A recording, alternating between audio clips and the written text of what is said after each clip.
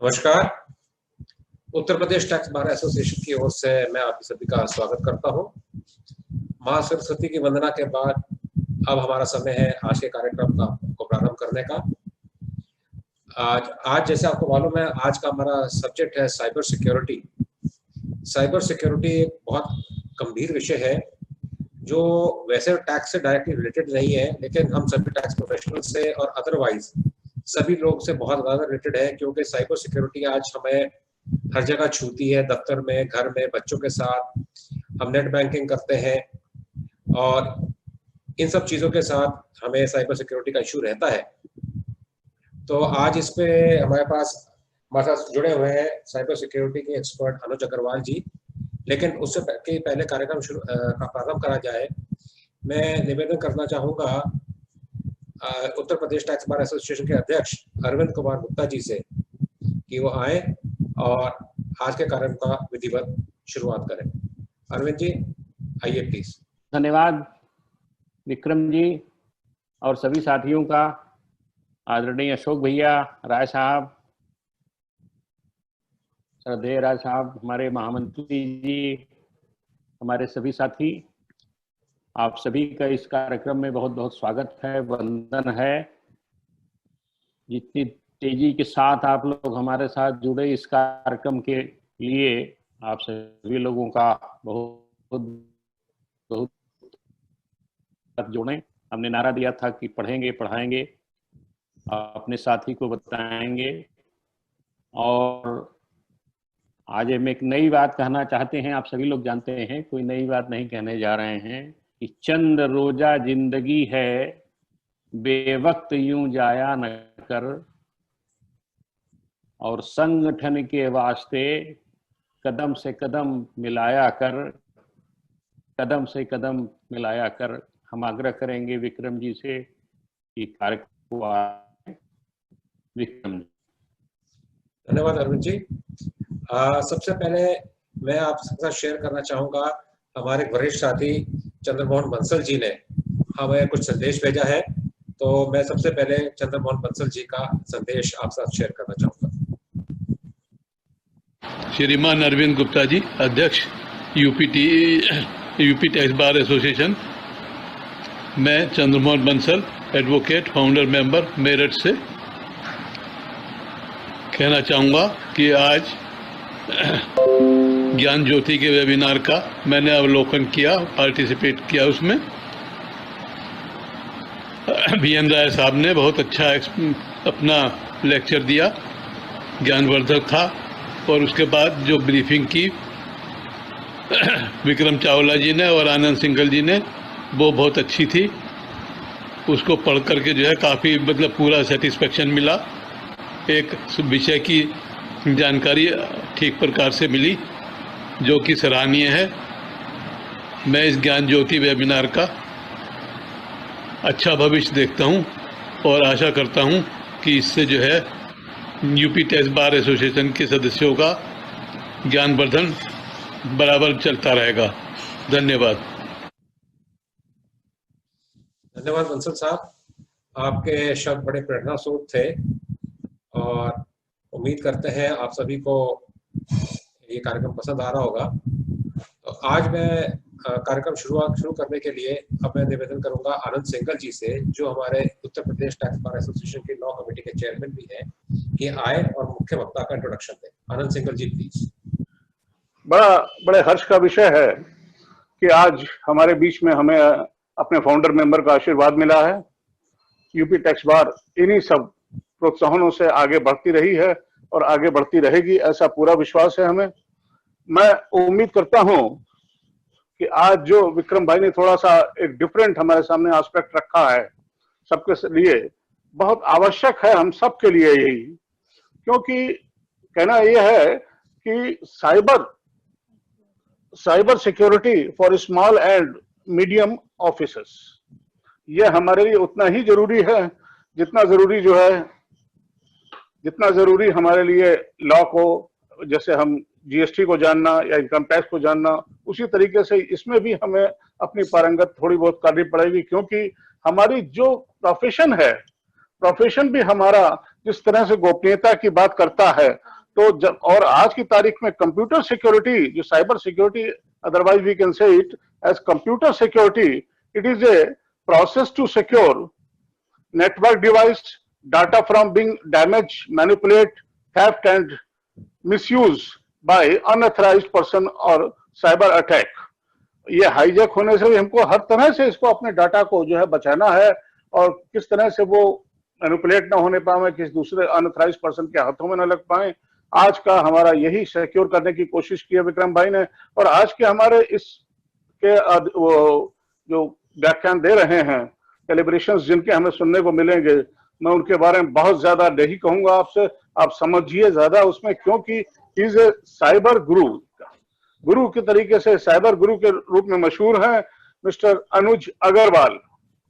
अभी भी हमने इनको इसके पहले भी कुछ दिन पहले सुना है और आज भी हम सुन रहे हैं इनको।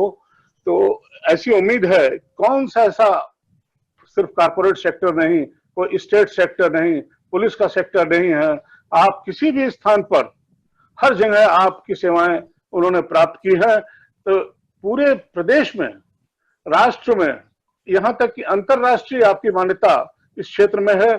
हम आपको सुनने के लिए लालायित हैं। मैं बीच में बहुत देर आपके बीच में नहीं रहूंगा, आप आए और अपने व्याख्यान को शुरू करें। धन्यवाद आनंद जी, बहुत बहुत धन्यवाद। अनुज जी, आपका बहुत बहुत स्वागत है। अनुज जी, उम्मीद आपने नमस्कार। आज के इस कार्यक्रम में मैं सभी उपस्थित महानुभाव अभिवक्ताओं का बहुत बहुत स्वागत करता हूं, और मैं देख रहा हूं कि 250 से ज़्यादा लोग जुड़ चुके हैं। पूरे प्रदेश से लोग जुड़े हुए हैं, सीनियर्स यहाँ पे सब मौजूद हैं। तो एक बार पुनः आप सभी का स्वागत करते हुए मैं अपने कार्यक्रम को प्रारंभ करूंगा। प्लीज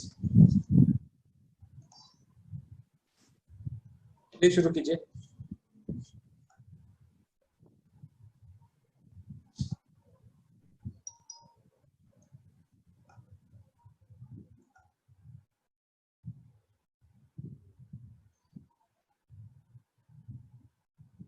आज के इस कार्यक्रम में हम संक्षिप्त में साइबर क्राइम के कॉन्टेक्स्ट को समझेंगे, लीगल मैंडेट को समझेंगे कि हमें साइबर क्राइम के इस कार्यक्रम को करने की आवश्यकता क्यों पड़ी। हालांकि अभी प्रमुख वक्ताओं ने इसके बारे में कुछ प्रकाश अवश्य डाला कि इसकी जरूरत क्यों पड़ रही है। फिर हम कुछ कंटेम्परेरी साइबर इश्यूज, 2-3, ज्यादा नहीं क्योंकि समय की कमी रहेगी, उन पे प्रकाश डालेंगे कि वो किस तरह के इश्यूज हैं।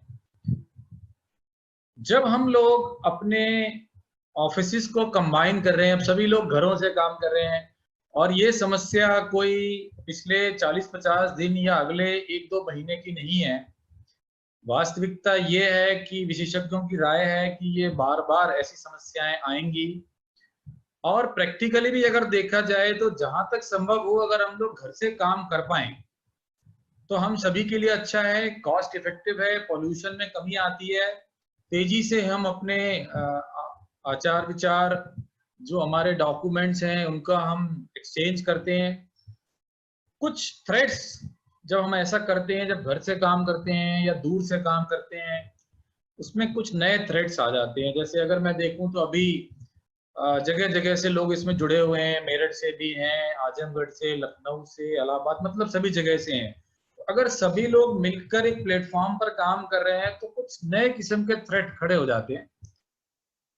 कैसे मैनेज करें, वायरस क्या है, बॉम्ब्स क्या है, रैंसमवेयर क्या है, और एक medium size office, professional office की अगर हम बात करें, लॉयर्स का ऑफिस हो, चार्टर्ड अकाउंटेंट्स का ऑफिस हो, अगर एक मीडियम साइज फर्म है तो क्या वो इस प्रकार की सुविधा क्रिएट कर सकती है? क्या ये बहुत कॉस्टली नहीं है? क्योंकि ऑलरेडी जो बड़ी बड़ी कंपनीज हैं, माइक्रोसॉफ्ट हैं, गूगल हैं, ऑरेकल हैं, ये तो पहले ही वर्क फ्रॉम होम पिछले 10-20 सालों से कर रहे हैं, और हर समय इनके 20-25% लोग जो है वर्क फ्रॉम होम में रहते हैं। और दुनिया के तमाम कोने से भारत लगातार अमेरिका की कंपनीज के साथ ऑनलाइन काम कर रहा है, $150 बिलियन का हमारा सॉफ्टवेयर एक्सपोर्ट है, लेकिन क्या इसको छोटे ऑफिस वाले अडॉप्ट कर सकते हैं? ये एक प्रश्न मुझे लगता है सभी के सामने होगा कि जो छोटे छोटे ऑफिसेज हैं जहां 2, 4, 5, 10, 20 लोग काम करते हैं, एक प्रोफेशनल का ऑफिस है जहां पर कॉस्ट बहुत ज़्यादा नहीं लगा सकते आईटी सिस्टम्स में, तो क्या वो लोग भी इसमें कर सकते हैं? तो इसको हम थोड़ा सा टच करेंगे, आईटी एक्ट के कुछ बेसिक प्रोविजंस पे चर्चा करेंगे कि लीगल सैंक्टिटी क्या है इस सारे चीज़ों की, और अगर ऐसा करते हुए कोई नई ऑफेंस हो जाते हैं, कोई हमारा डेटा चुरा लेता है, तो क्या उसके लिए कोई स्पेसिफिक प्रोविजंस लॉ में है? बहुत संक्षिप्त में उस पर चर्चा करेंगे।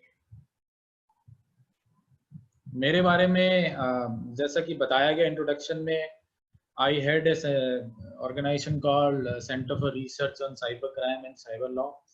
I'm also advisor to the National Institute of Criminology, Digital Syllabus Review, Ministry of Home. I'm a visiting faculty to various ministries, and I have written a book, Cybercrime First Responder Guide, which is a standard operating procedure for the law enforcement for the investigation of cyber as the digital evidence. Apart from that, I am a regular faculty to various chambers of commerce, institutes, and professional bodies. I'm also faculty to almost all the police units in the country, including CBI, NIA, Narcotics Control Bureau, as well as the tax authorities. I regularly train judiciary and public prosecutors. This is the book. And the unique thing about this book is that it is written in English as well as in Hindi. So if someone gets a copy, side by side, he gets the Hindi translation written. I am also a cyber law speaker, a cyber crime speaker. If you go to Google, you typically find my name on the first or the second place. Regularly give my brief to the media, almost all channels, including Doordarshan and Rajya Sabha TV. They keep on calling me or they keep on visiting me for anything. If Modi ji talks about cyber world, I will be in Doordarshan. Spoken on cyber issues, almost all 100 colleges and universities. Various justices, Justice Vivek Agarwal, Allahabad High Court, and various officers, judiciary of Delhi High Court, etc., etc. Police officials, narcotics, defense secretary, EOW, Ajit Doval Saab, so on and so forth.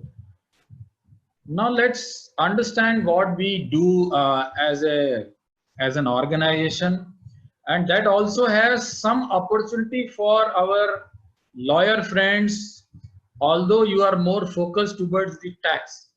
But today, if you look at all the information, even for the taxation purposes, they are all there in the IT systems. There is hardly any information which is now paper-based. All the information is now based out of computers, PCs, laptops, servers, online.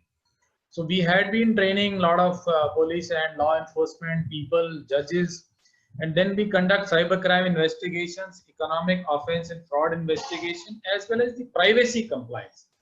Email, WhatsApp, Facebook, Twitter, and social media investigations, boardroom and other data theft investigations. And we also conduct vulnerability assessment and security audit. Now, vulnerability assessment is something very, very important. See, if you are working from your home and all your information is in your computer or on your mobile, whether somebody who is not having access to your computer, say your username and password, can that person get access to your files? That is an analysis which is called vulnerability assessment. I just give you an information that one day while having lunch, one of the person in my office, a trainee, he खेलते खेलते उसने बगल वाले office का network में entry की और उनकी सारी अकाउंटिंग और टैक्सेशन डिटेल्स हमारे कंप्यूटर पे आने लगी। तो इतना आसान कई बार होता है, अगर आपका नेटवर्क सिक्योर नहीं है इतना आसान होता है, उसको ना सिर्फ पढ़ सकते हैं बल्कि उसमें चेंजेस भी कर सकते हैं। तो आपकी अगर कोई जीएसटी या आईटी की रिटर्न आपने तैयार करके रखी हुई है और किसी ऐसे पर्सन ने उसको हैक किया, तो आपकी रिटर्न को चेंज कर सकता है और जो फिर आप गलत फॉर्म में उसको अपलोड कर सकते हैं। कंप्यूटर्स में डेटा कई बार डिलीट हो जाता है, जानबूझ के हो जाता है या किसी तकनीकी खराबी से भी हो जाता है, तो उसको भी रिकवर करते हैं हम लोग। ये हमारे क्रेडेंशियल्स हैं, कभी भी कोई हमसे संपर्क कर सकता है, ऑलवेज स्वागत है। अब हम समझते हैं कि साइबर क्राइम चीज क्या है, और ये बड़ा यूनिक किस्म का क्राइम है। आमतौर पे जो क्राइम होता है उसमें एक क्राइम करने वाला होता है, ऑफेंडर होता है, और एक विक्टिम होता है जिसके ऊपर क्राइम किया जाता है। यहाँ पर एक मजेदार बात यह है कि जो कंप्यूटर या मोबाइल क्राइम करने के लिए इस्तेमाल किया जाता है वो खुद भी क्राइम का शिकार हो सकता है, क्योंकि किसी भी कंप्यूटर को जिसको आप हैक करने के लिए यूज कर रहे हैं वो खुद भी हैक हो सकता है। तो ये एक बड़ा मजेदार किस्म का एक क्राइम है। अब हम कुछ जो साइबर क्राइम होते हैं उसके बारे में समझेंगे कि वो किस प्रकार के क्राइम है और कैसे होते हैं। और जब हम इस पे चर्चा करेंगे बहुत ही संक्षिप्त में कि कैसे वो होते हैं, तो शायद आपको ये भी अंदाजा लग जाए कि उनको कैसे रोका जा सकता है। मैं टेक्निकल चर्चा बिल्कुल भी नहीं कर रहा हूँ, मैं एक बिल्कुल सामान्य ज्ञान की चर्चा कर रहा हूँ, और मुझे लगता है यहाँ उपस्थित सभी लोगों को निजी और प्रोफेशनल लाइफ में अपने आप को बचाने में मदद मिलेगी। तो देखिए, जो सबसे बड़ा खतरा आज देश के सामने या बड़े बड़े कॉर्पोरेट्स के सामने या जहां पर भी आईपीआर है, जहां पर भी इंपॉर्टेंट फाइनेंशियल इंफॉर्मेशन है, उसको हम लोग बोलते हैं एपीटी या एडवांस परसिस्टेंट थ्रेट। जो हैकिंग की एक्टिविटी है वो कोई एक दिन में या एक घंटे में नहीं होती है, इसमें 3 महीने, 6 महीने, साल, 2 साल का समय लगता है। और जिस प्रकार से जो स्थानीय अपराधी होते हैं, और अगर उन्हें कोई बड़ा अपराध करना है तो पहले कोई 2-3 लोग मोटरसाइकिल पे या कार में बैठकर आते हैं और आसपास घूम के सब जानकारी लेते हैं कि कहाँ पर वो जगह है जहाँ पर कुछ अंदर घुसने का रास्ता है, कहाँ से वो बच के भागेंगे, वगैरह वगैरह। इसी प्रकार से साइबर क्रिमिनल्स को भी जब किसी बड़े डेटा सोर्स को, सर्वर को हैक करना होता है, गवर्नमेंट को, डिफेंस को हैक करना होता है, तो पहले उसकी रिकनेसेंस करते हैं, सर्विलेंस करते हैं, ये देखते हैं कि उसमें कहीं कोई कमी, कहीं कोई कमजोरी या कोई ऐसा द्वार छोटा सा मिल जाए जहां से एक छोटी सी एंट्री करी जाए। उसके बाद एक मेलवेयर, जिसे हम समझ सकते हैं कि छोटे से बच्चे को किसी को टूटे हुए दरवाजे में से या किले के किसी छोटे से जहां से 2 या 3 ईंट निकाल के अंदर घुसा दिया, और फिर वो अंदर से जाके एक बड़ा दरवाजा खोलता है, और फिर जो साइबर अपराधी है वो डेटा को वहां से कॉपी कर लेते हैं, चुरा लेते हैं। आजकल जो दूसरे बड़े अपराध हो रहे हैं, जो इनका सबका शिकार आप सभी बन चुके होंगे, इन द सेंस कि आपके पास वो मैसेज आ चुके होंगे, वो है ईमेल स्पूफिंग। कैसी कैसी ईमेल आती है। इनकम टैक्स डिपार्टमेंट की तरफ से एक ईमेल आती है कि आपका रिफंड प्रोसेस हो गया है, नीचे दिए हुए लिंक पे क्लिक करें, अपनी निजी जानकारी तुरंत दें, और उसके बाद एक कोड आएगा, उस कोड को अगर आप वेरीफाई कर देंगे तो जो सरकार ने 5 लाख रुपए तक के इनकम टैक्स की इमीडिएट रिफंड की घोषणा करी है कोविड-19 की वजह से, वो आपको तुरंत दे दिया जाएगा।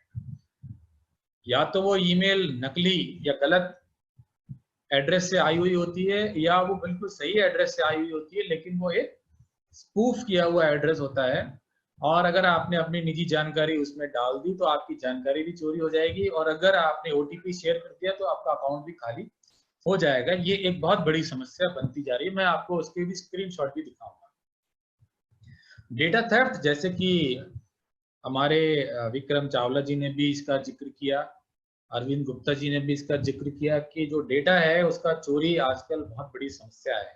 हमारे कंप्यूटर से डेटा चोरी हो सकता है, ईमेल का डेटा चोरी हो सकता है। जब हम एक पेन ड्राइव के माध्यम से या किसी ड्राइव के माध्यम से दूसरे लोगों को अपनी जानकारी, केस फाइल्स, तमाम इंपॉर्टेंट इंफॉर्मेशन भेजते हैं, तो उसके चोरी हो जाने का खतरा लगातार बना रहता है। वो जानबूझ के भी हो जाता है और कई बार बिना हमारी जानकारी भी हो जाता है। तो बिना जानकारी हो जाता है क्योंकि वहां कंप्यूटर में पहले से ही कोई वायरस या मेलवेयर जिसे हम कहते हैं वो आ जाता है, और वो आपकी जानकारी के बिना ही आपकी जो इंफॉर्मेशन है वो साइबर क्रिमिनल्स को बेचता रहता है।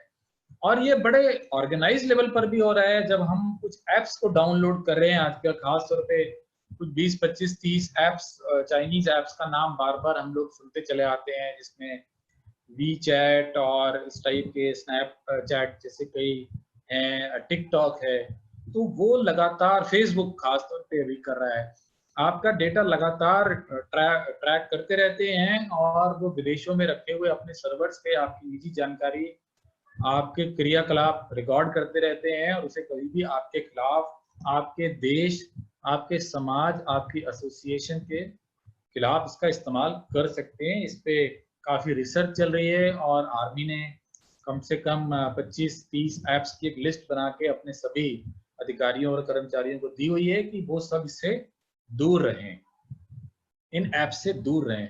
तो मेरा आप सभी को भी सजेशन है कि आप जो भी ऐप्स डाउनलोड करते हैं उनको देखें कि वो क्या परमिशन मांग रहे हैं। वो आपके कैमरे की परमिशन ले रहे हैं, वो आपके माइक्रोफोन की परमिशन ले रहे हैं, वो आपके डिस्क की परमिशन, SMS की परमिशन मांग रहे हैं, उसे ना दें।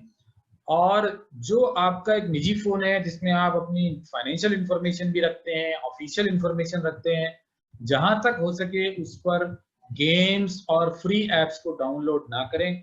अगर आपको गेम खेलने का शौक है तो 2 फोन रखें, एक में बेयर मिनिमम गूगल वन के जो ऑथराइज्ड एप्स हैं खाली वो रखें, और दूसरे फोन में फिर ठीक है आप कुछ भी डाउनलोड करें, XXX देखें, वो आपकी मर्जी है, but that risk you are carrying, please remember. और वो आपको बिल्कुल भी पता नहीं चलेगा, एक्सपर्ट्स को भी पता नहीं चलता है जब तक कि हम लोग रिसर्च नहीं करते हैं, और अदरवाइज कैजुअल यूजर को तो उसका बिल्कुल पता नहीं चलता और आपकी इंफॉर्मेशन चुपचाप ट्रांसफर होती रहती है। एक और जो बहुत बड़ी खतरे की चीज है, आप लोगों ने शायद कभी एक नाम सुना होगा जिसको डार्कनेट कहते हैं। एक इंटरनेट है जिसको कि हम रोज इस्तेमाल करते हैं, गूगल और इंटरनेट एक्सप्लोरर के माध्यम से जो हम जानकारी जो भी हम ढूंढते हैं वो हम लोग उसको इंटरनेट कहते हैं। लेकिन इसी इंटरनेट का एक बड़ा भाई है जिसको डार्कनेट कहते हैं, और जो इंटरनेट से करीब करीब 9 गुना बड़ा है, जहां पे जाने के लिए कुछ विशेष करना पड़ता है, लेकिन वहां पे आप एनोनाइमस रहते हैं, आपके बारे में किसी को जानकारी नहीं होती है, और उसका साइज बहुत बड़ा है। दुनिया भर में इलीगल चीजों की खरीद फरोख्त, जिसमें हथियार, ड्रग्स, क्रेडेंशियल्स, जो आपके क्रेडिट कार्ड की डिटेल है, जो आपकी निजी जानकारी है, ऐसी सब जानकारी, अगर मैं अभी बात करूं कि मुझे आजमगढ़ में कितने लोगों के पास गोल्ड क्रेडिट या डेबिट कार्ड है, तो ये जानकारी मुझे डार्क नेट पे आसानी से मिल जाएगी। कुछ पैसे खर्च होंगे, 5 रुपए 10 रुपए पर क्रेडेंशियल। गुप्ता जी आप सुन रहे हैं सर? तो आपकी जानकारी मुझसे दूर नहीं है। अशोक कुमार जी आपकी जानकारी हमसे दूर नहीं है। तो अगर हमें आपके क्रेडिट कार्ड की जानकारी चाहिए है तो हमें आपसे मांगने की जरूरत नहीं है, आपको भी मिल सकती है। तो ये तमाम मार्केट्स हैं डार्कनेट के जो मैं स्क्रीन पे दिखा रहा हूँ, इनमें ये सब चीजें बिकती हैं। आपको कोई भी ड्रग्स चाहिए तो आपको सड़क पे नकली ड्रग्स खरीदने की बिल्कुल जरूरत नहीं है। इन मार्केट्स में गारंटेड चीजें आपको मिलती हैं, होम डिलीवरी, डिस्क्रीट पैकिंग, किसी को पता नहीं चलेगा कि उसके अंदर क्या चीज है, और वो आपको आपकी जरूरत के हिसाब से, आपकी रिक्वायरमेंट के हिसाब से आपको मिल जाएगी। AK-47 आपको चाहिए है या उसकी गोलियां खत्म हो गई हैं, तो वो सब यहाँ पर अवेलेबल रहता है। रीजनेबल प्राइस है, एकदम गारंटेड डिलीवरी है, और नकली चीजें आमतौर पे यहाँ नहीं मिलती है।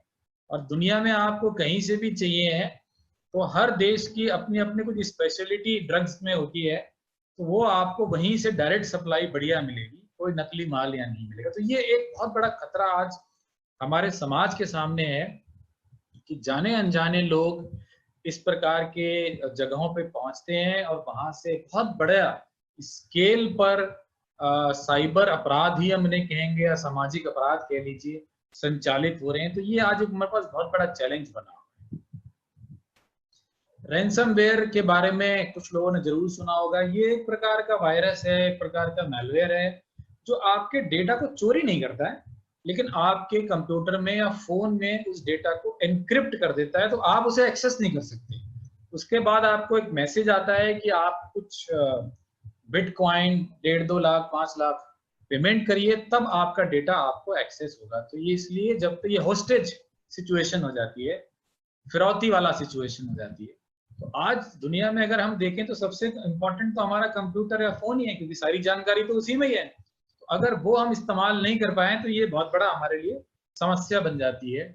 तो रैंसमवेयर एक नई और बड़ी समस्या, चुनौती बनती जा रही है। एक दूसरा एंगल है वुमेन एम्प्लॉय हैरेसमेंट का। आपके ऑफिस में, कार्यस्थलों पर महिलाएं काम करती हैं और कुछ लोग महिलाओं को सोशल मीडिया, ईमेल इत्यादि के माध्यम से ऑब्सीन मटेरियल भेजते हैं। जिस व्यक्ति का ऑफिस है, जो ऑफिस का ओनर है, लॉ का प्रोविजन है कि वो ही उसका उत्तरदायी माना जाएगा। ऑब्वियसली जिसने भेजा है वो तो उत्तरदायी है ही है, लेकिन अगर हम देखते हैं विकैरियस क्रिमिनल लायबिलिटी की बात आती है तो जो ऑफिस का ओनर है वो भी उसके लिए जिम्मेदार है। वायरलेस पासवर्ड ब्रीच, ज्यादातर लोग वाईफाई यूज कर रहे होंगे फोन में या कंप्यूटर में, तो वाईफाई का पासवर्ड हैक करना बिल्कुल भी मुश्किल नहीं है। अगर भाभी जी का नाम पता है तो उसके आगे 1 2 3 4 लगाएं, या मोबाइल नंबर का 5 डिजिट पहले या बाद के लें और भाभी जी के नंबर के साथ जोड़ दें, या आपकी गाड़ी के नंबर के साथ आपकी डेट ऑफ बर्थ जोड़ दें, तो शायद ज्यादातर लोगों का पासवर्ड आपको मिल जाएगा। तो इसलिए जो आप वाईफाई का पासवर्ड है थोड़ा मुश्किल रखें, क्योंकि आपकी वाईफाई आपके घर के बाहर भी एक्सेस हो जाती है। तो कोई अपराधी उसको आसानी से एक्सेस करके और कोई खतरनाक किस्म का मैसेज अगर भेजता है तो आईपी ट्रेस होके आपकी ही आएगी और फिर आप बहुत बड़ी मुसीबत में पड़ सकते हैं। ऐसा एक मामला बॉम्बे में हुआ था, जब एक आतंकवादी बम विस्फोट की घटना से ठीक पहले एक ईमेल आई थी जिसमें उस बम विस्फोट के बारे में कहा गया था, और बाद में वो आईपी ट्रेस हुआ तो बॉम्बे में कोई अमेरिकन सिटीजन था, उसकी आईपी ट्रेस हुई, क्योंकि वो उसका आईपी का जो पासवर्ड था वो उस अपराधी ने ट्रैक कर लिया था, ब्रीच कर लिया था। तो आपका भी अगर इसी प्रकार से वाईफाई का पासवर्ड कोई यूज कर लेता है और कोई ऐसी वैसी इंफॉर्मेशन इधर उधर एक्सचेंज करता है तो आप मुसीबत में पड़ सकते हैं। तो सभी लोग अपने वाईफाई के पासवर्ड को थोड़ा मुश्किल बनाएं और हो सके तो 15 दिन में, 1 महीने में, 2 महीने में उसको बदलते रहें। अब देखिए, जो पासवर्ड्स की बात आई है तो इस स्क्रीन को अगर आप ध्यान से देखें तो ये आपकी ब्राउजिंग हिस्ट्री को दिखा रहा है। यानी कि जो हम गूगल क्रोम या इंटरनेट एक्सप्लोरर यूज करते हैं तो ये बता रहा है कि किस किस दिन आप कौन कौन सी वेबसाइट पर गए थे और कौन कौन से पेजेस पे आप गए थे। आमतौर पे एक ऑप्शन आता है, जैसे हम अगर बैंक की या इनकम टैक्स की वेबसाइट पर भी जाते हैं, सेव पासवर्ड। तो जब हम सेव पासवर्ड करते हैं तो वो इस ब्राउजिंग हिस्ट्री में ही वो पासवर्ड सेव हो जाता है। अगर ये पासवर्ड आपके ब्राउजर में सेव है और कोई वायरस या मैलवेयर आपके कंप्यूटर में आ जाता है तो वो आपके यूजर नेम और पासवर्ड को चोरी करके क्रिमिनल को भेज देता है, और वो क्रिमिनल बिना आपके कंप्यूटर की एक्सेस किए हुए स्वयं जाकर अपने कंप्यूटर से आपके इनकम टैक्स पोर्टल को, जीएसटी पोर्टल को या आपके बैंक के डिटेल्स को यूज कर सकता है। तो जहां तक संभव हो सके सेव पासवर्ड का ऑप्शन ना लें, क्योंकि ब्राउजर में जो पासवर्ड सेव होता है वो अक्सर प्लेन टेक्स्ट में होता है। तो आपका कोई इस ऑफिस का बंदा भी जिस समय आपका कंप्यूटर खुला हुआ है ब्राउजर हिस्ट्री चेक करके वो पासवर्ड्स को देख सकता है। तो जहां तक संभव हो आप लोग अपने ब्राउजर में, एप्स में पासवर्ड्स को सेव ना करें।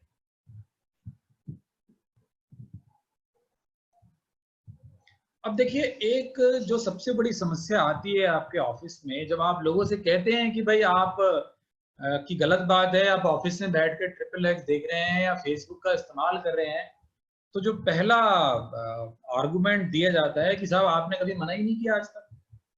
बात भी कुछ हद तक सही है। तो आप सभी लोग अपने अपने ऑफिसेज में एक आईटी की पॉलिसी बनाएं कि भाई हमारे ऑफिस में क्या अलाउड है और क्या नहीं अलाउड। लोग घर में क्या कर रहे हैं उससे हमें मतलब नहीं है, लेकिन जब वो ऑफिशियल वर्क कर रहे हैं, ऑफिस में बैठे हैं, चाहे वो होम ऑफिस है या आपका प्रॉपर ऑफिस है या ऑफिशियल कंप्यूटर है, तो उसके लिए आपको एक पॉलिसी बनानी चाहिए कि क्या अलाउड है, क्या नहीं अलाउड है। सोशल मीडिया पे अगर आपने गूगल या फेसबुक को एक्सेस करना अलाउ भी किया है तो भी आप नियम बनाएं कि किस प्रकार की जानकारी, किस प्रकार के कमेंट्स आपके ऑफिस में बैठ के भेजना अलाउड है। या आपकी कोई ऑफिशियल ट्विटर एक्सेस कर रहा है, चला रहा है, कोई ऑफिशियल फेसबुक चला रहा है, ऑफिशियल जीमेल यूज कर रहा है, तो किस तरह की ईमेल भेज सकता है, किस तरह की ईमेल नहीं भेज सकता है, ये जरूरी है। अपने सभी क्लाइंट्स को भी आप जो है इसके बारे में गाइड करें कि वो सारे जो आपके क्लाइंट्स हैं वो अपने यहाँ एक आईटी एंड साइबर पॉलिसी को बनाएं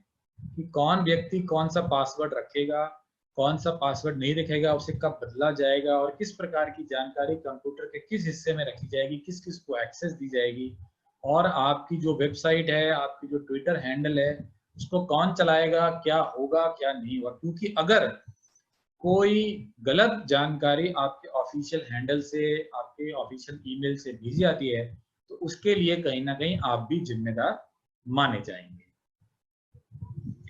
लैक ऑफ अवेयरनेस, बहुत सारे ऑर्गेनाइजेशंस ने लोगों को कभी ना कभी साइबर क्राइम करने के लिए मजबूर करती है, उकसाती है या उनसे गलती से हो जाती है।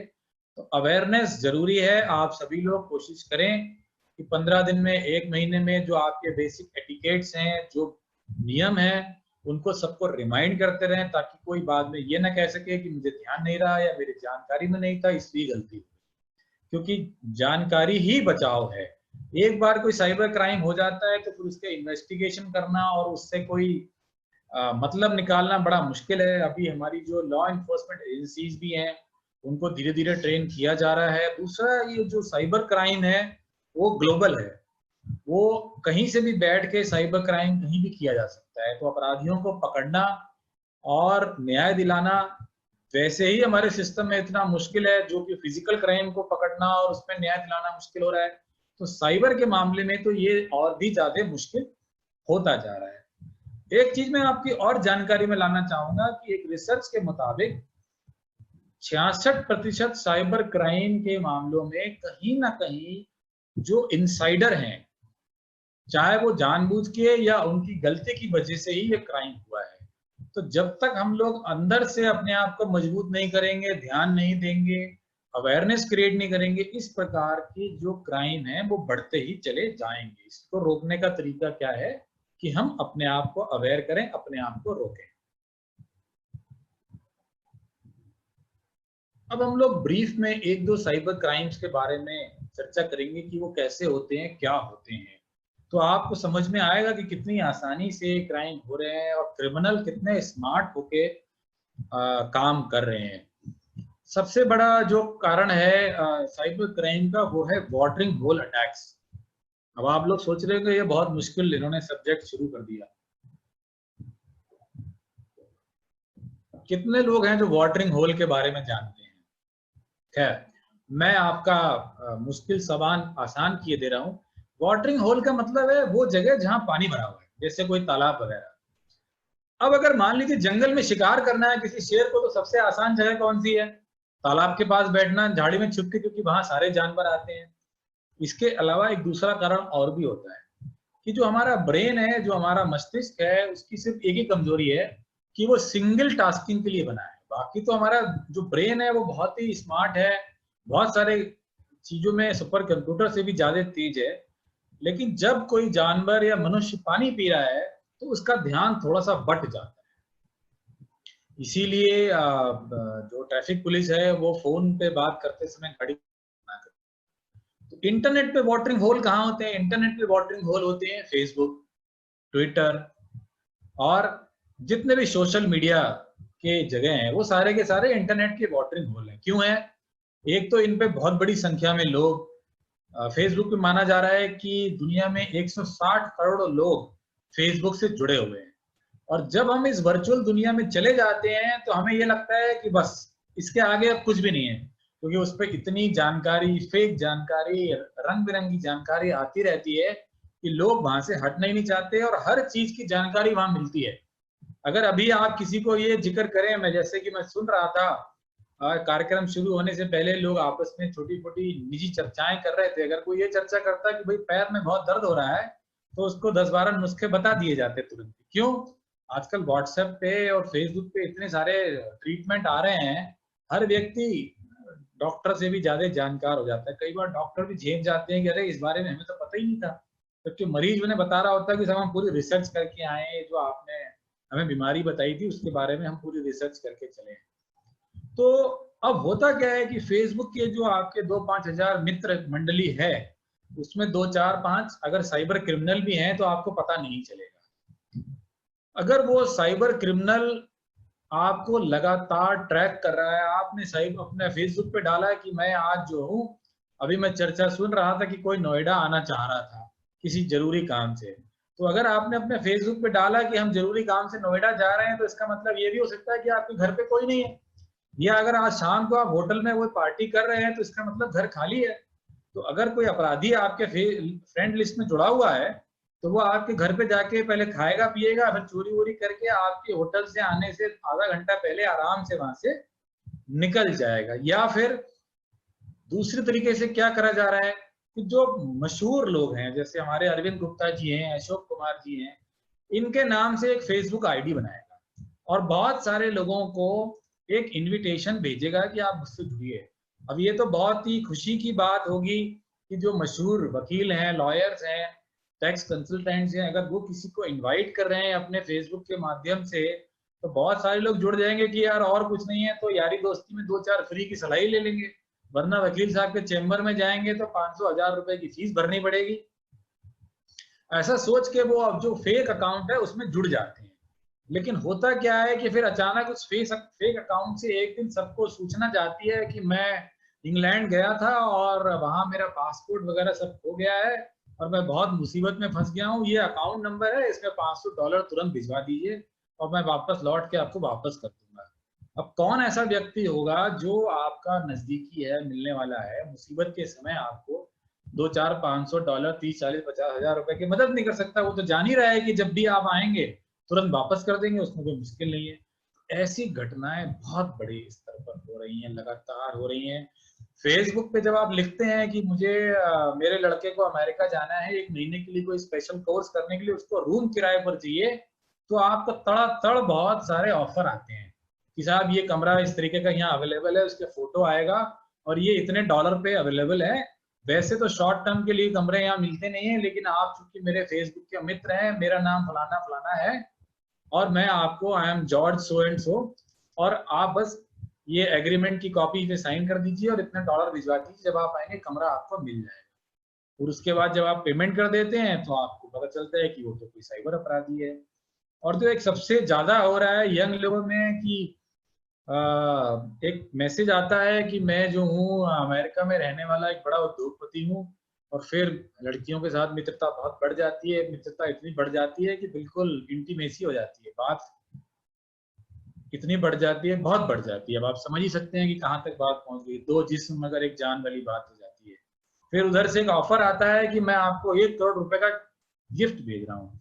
वो गिफ्ट यहाँ पर आ जाता है, उसके बाद कोरियर से फोन आता है कि साहब कस्टम में फंस गया है, कस्टम में फंस गया है तो 5 लाख रुपए देने पड़ेंगे। तो जो विदेशी मित्र है वो कहता है कोई बात नहीं, अगले महीने तो आने ही वाले हैं, पता नहीं अगले महीने तो फिलहाल नहीं आ पाएंगे, अभी तो फ्लाइट बंद है, जब भी आएंगे तो तुम्हारे को वो 5 लाख भी दे देंगे, तुम ये गिफ्ट तो लो भाई, अभी हमने तुम्हारे लिए प्रेम का प्रतीक भेजा है।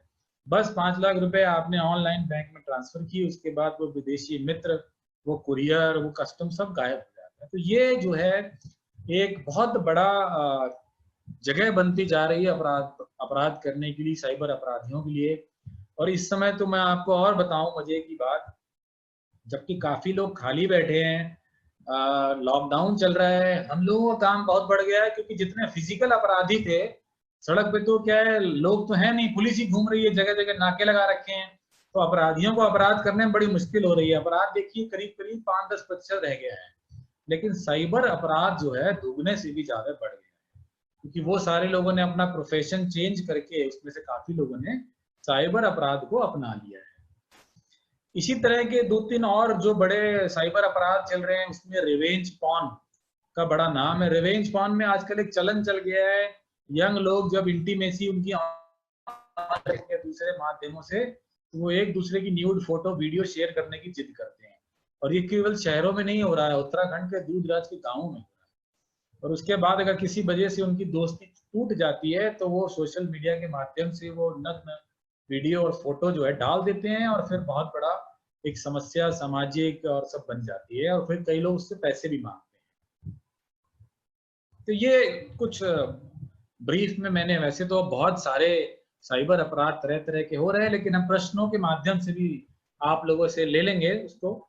देखिए, इस तरह की ईमेल कई बार आती हैं कि आप इसको, ये आपका जो है ऑनलाइन क्विक पोर्टल, अगर आप देखें ब्लू कलर में यहाँ पर दिखा रहे हैं कि इसको आप क्लिक करिए तो आप जो है ऑनलाइन आपको रिफंड भेजा जाना है। और अगर आप इसको क्लिक करते हैं तो यहाँ से वायरस वगैरह आपके कंप्यूटर में डाउनलोड हो जाता है और वो आपकी जानकारी को चुरा सकता है। अगर आपने OTP शेयर कर दिया तो डायरेक्ट आपके अकाउंट से पैसे निकल सकते हैं।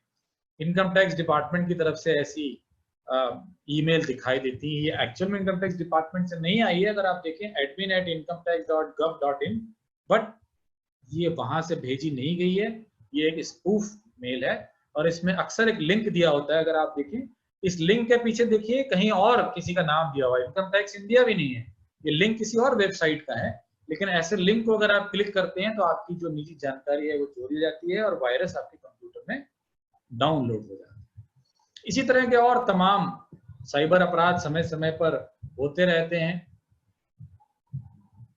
अब हम ब्रीफली थोड़ा सा लीगल प्रोविजंस की तरफ जाएंगे कि कानून की क्या व्यवस्था है साइबर अपराध को लेते हुए। और एक छोटे ऑफिस को अगर हमें कंप्यूटराइज करना है तो किस टाइप की स्ट्रक्चर होनी चाहिए और किस प्रकार से हम बहुत ही सस्ते में एक वर्क फ्रॉम होम पूरा सिस्टम बना सकते हैं।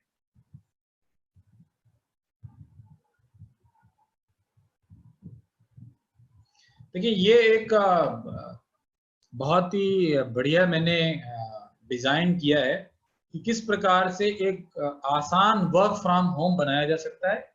ये यहाँ पर यूजर हैं, तो ऐसे 1 2 3 4 5 यूजर तमाम इधर उधर कहीं भी, चाहे एक ही जगह पे हो सकते हैं, लोग अपने अपने घरों से, आपके स्टाफ हैं, आपके पार्टनर्स हैं, जुड़ सकते हैं और वो VPN के माध्यम से, VPN और इंक्रिप्शन के माध्यम से जो आपका एक मेन ऑफिशियल सर्वर है जहां पर आपकी सारी जानकारी है, एक फायरवॉल के माध्यम से उसमें जुड़ जाते हैं। और ये जो फाइल सर्वर है इसमें एक ऑटोमेटिक बैकअप होता है जिसमें आपकी जो जानकारी समय समय पर एकत्रित होती रहती है, वो बैकअप होती रहती है। इस पूरे सेटअप को देखने में शायद कहीं ना कहीं ऐसा लग रहा हो कि ये बहुत कॉस्टली है या कॉम्प्लिकेटेड है। मैं आपको विश्वास दिलाना चाहूंगा कि ना तो ये कॉम्प्लिकेटेड है और ना ही ये कॉस्टली है। 25 से 50 हजार रुपए में ये पूरा सेटअप आपका तैयार किया जा सकता है और ये किसी भी जो टॉप कंपनी का एक secured work from home setup है उसके जैसा ही है। तो मतलब ऐसा नहीं है कि कोई बहुत लाखों रुपए खर्च करने की जरूरत है या सिर्फ बड़ी company he work from home securely कर सकती है, प्रॉपरली कर सकती है। अगर आप ये सेटअप क्रिएट करते हैं तो एक तो आप 24/7 काम कर सकते हैं, सैटरडे संडे डे नाइट, क्योंकि फिर इसमें जब ऑटोमेटेड हो जाएगा तो इस बात से फर्क नहीं पड़ता कि ऑफिस खुला है इस समय या बंद है।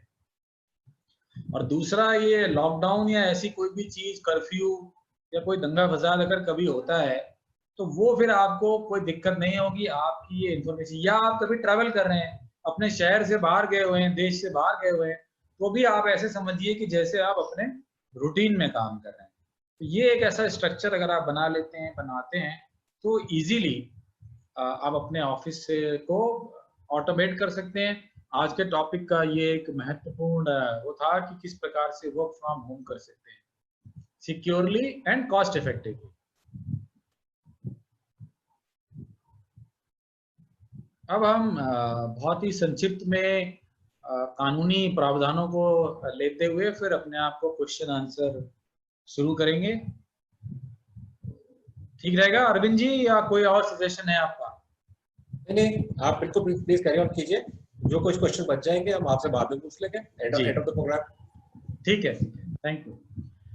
देखिए, सामान्य रूप से अपराधों के लिए इंडियन पेनल कोड है जो एक बहुत ही पुराना कानून है और इसमें करीब करीब सभी तरह के अपराधों को डील करने के लिए प्रोविजंस दिए हुए हैं और उसको सपोर्ट करने के लिए CRPC है, क्रिमिनल प्रोसीजर कोड है।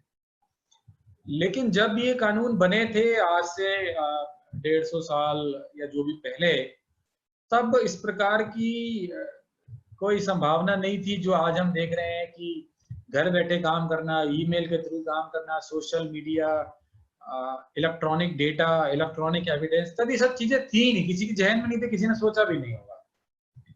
अब जबकि कंप्यूटराइज्ड सारी वर्किंग हो गई है, फिजिकल वर्किंग कम होती जा रही है, और नए नए तरह के अपराध और यंग अपराधी जो 15 से 20 साल 25 साल की प्रोफाइल है आजकल अपराधियों की, और उसमें से ज्यादातर हाईली एजुकेटेड है।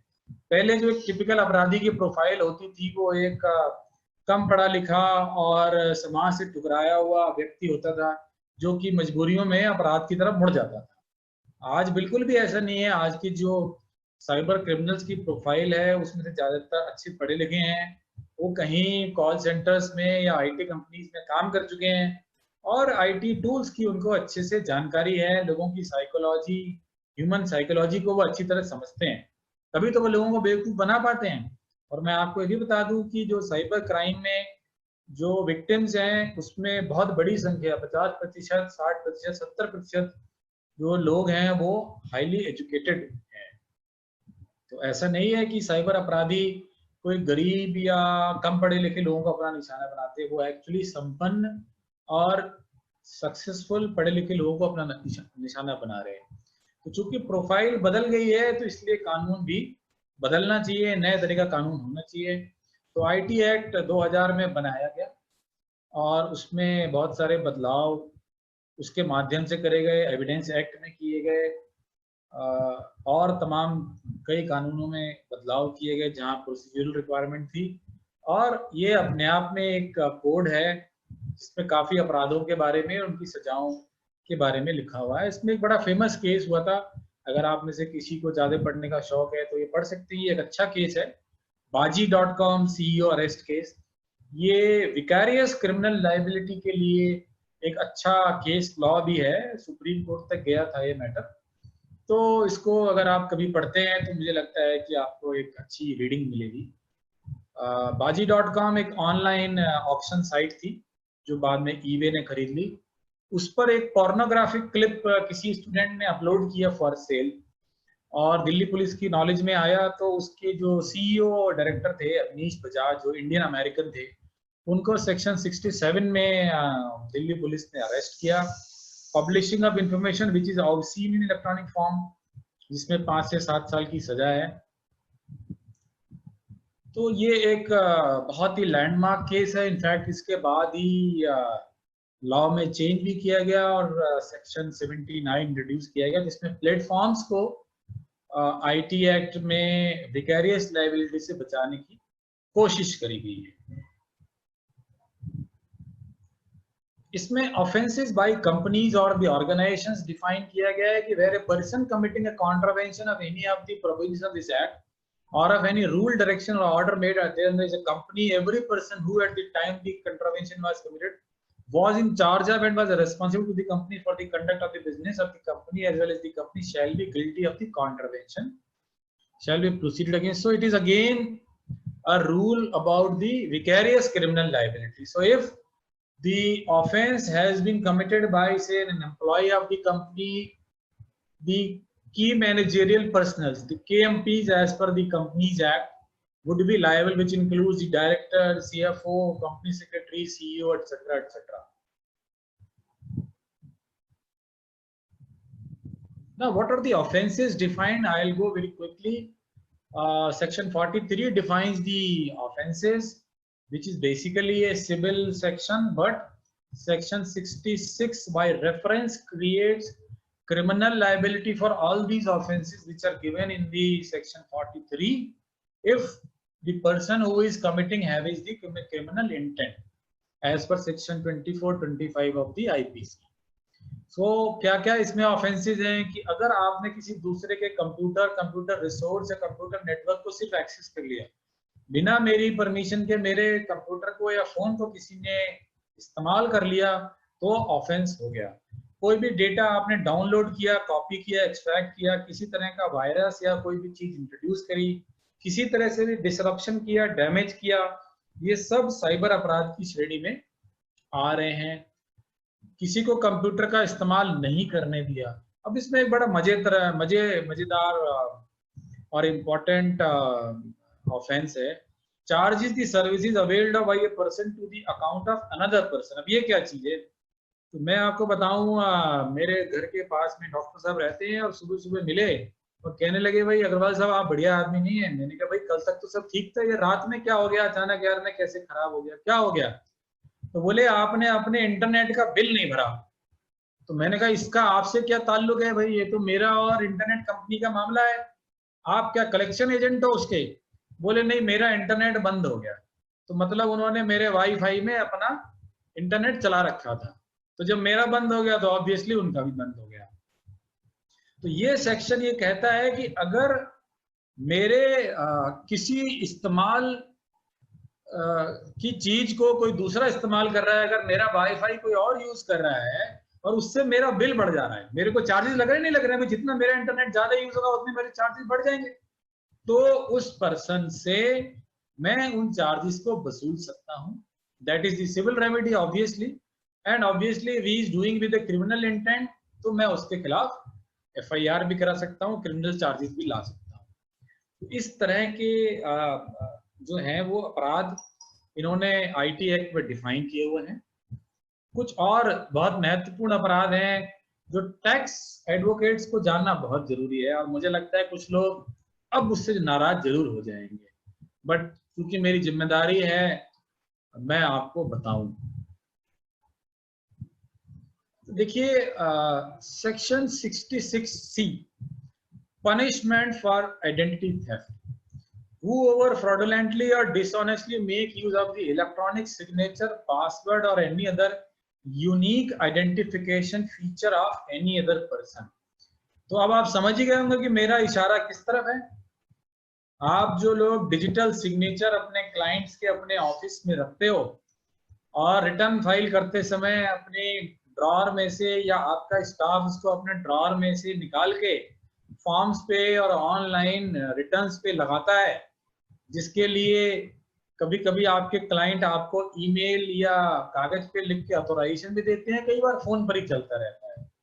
तो ये IT एक्ट के मुताबिक एक अपराध है जिसकी सजा 3 साल है, कॉग्निजेबल ऑफेंस है। मुझे आप सभी लोगों को ये बताने की बिल्कुल जरूरत नहीं है, यू बीइंग प्रैक्टिसिंग एडवोकेट्स, की कॉग्निजेबल ऑफेंस क्या होता है। इसमें कॉग्निजेबल ऑफेंस होने के नाते कोई वारंट की जरूरत नहीं है और FIR लिखने के बाद अरेस्ट करी जा सकती है। Punishment for cheating by personation by using computer resource 66D। तो whoever by means of any communication device or computer set cheats by personation, तो अगर किसी ने दूसरे के नाम से फेसबुक पे ID बना रखी है या दूसरे के नाम से किसी तरह से रिप्रेजेंट कर रहा है, चाहे मजाक में कर रहा है चाहे सीरियसली कर रहा है, तो आपके नाम से अगर कोई ओपिनियन जारी कर रहा है या कोई आपका जूनियर या सीनियर या आपके स्टाफ आपकी नाम से किसी तरह की भी कोई कम्युनिकेशन कर रहा है, तो वो इम्पर्सोनेशन है और उसकी भी सजा 3 साल है, कॉग्निजेबल ऑफेंस है। इसके अलावा violation of privacy of private parts है। आपके ऑफिस से अगर किसी किस्म की न्यूड पिक्चर किसी की बना के कोई ट्रांसमिट कर रहा है उसकी परमिशन के बिना, तो वो एक अगेन पनिशेबल ऑफेंस है।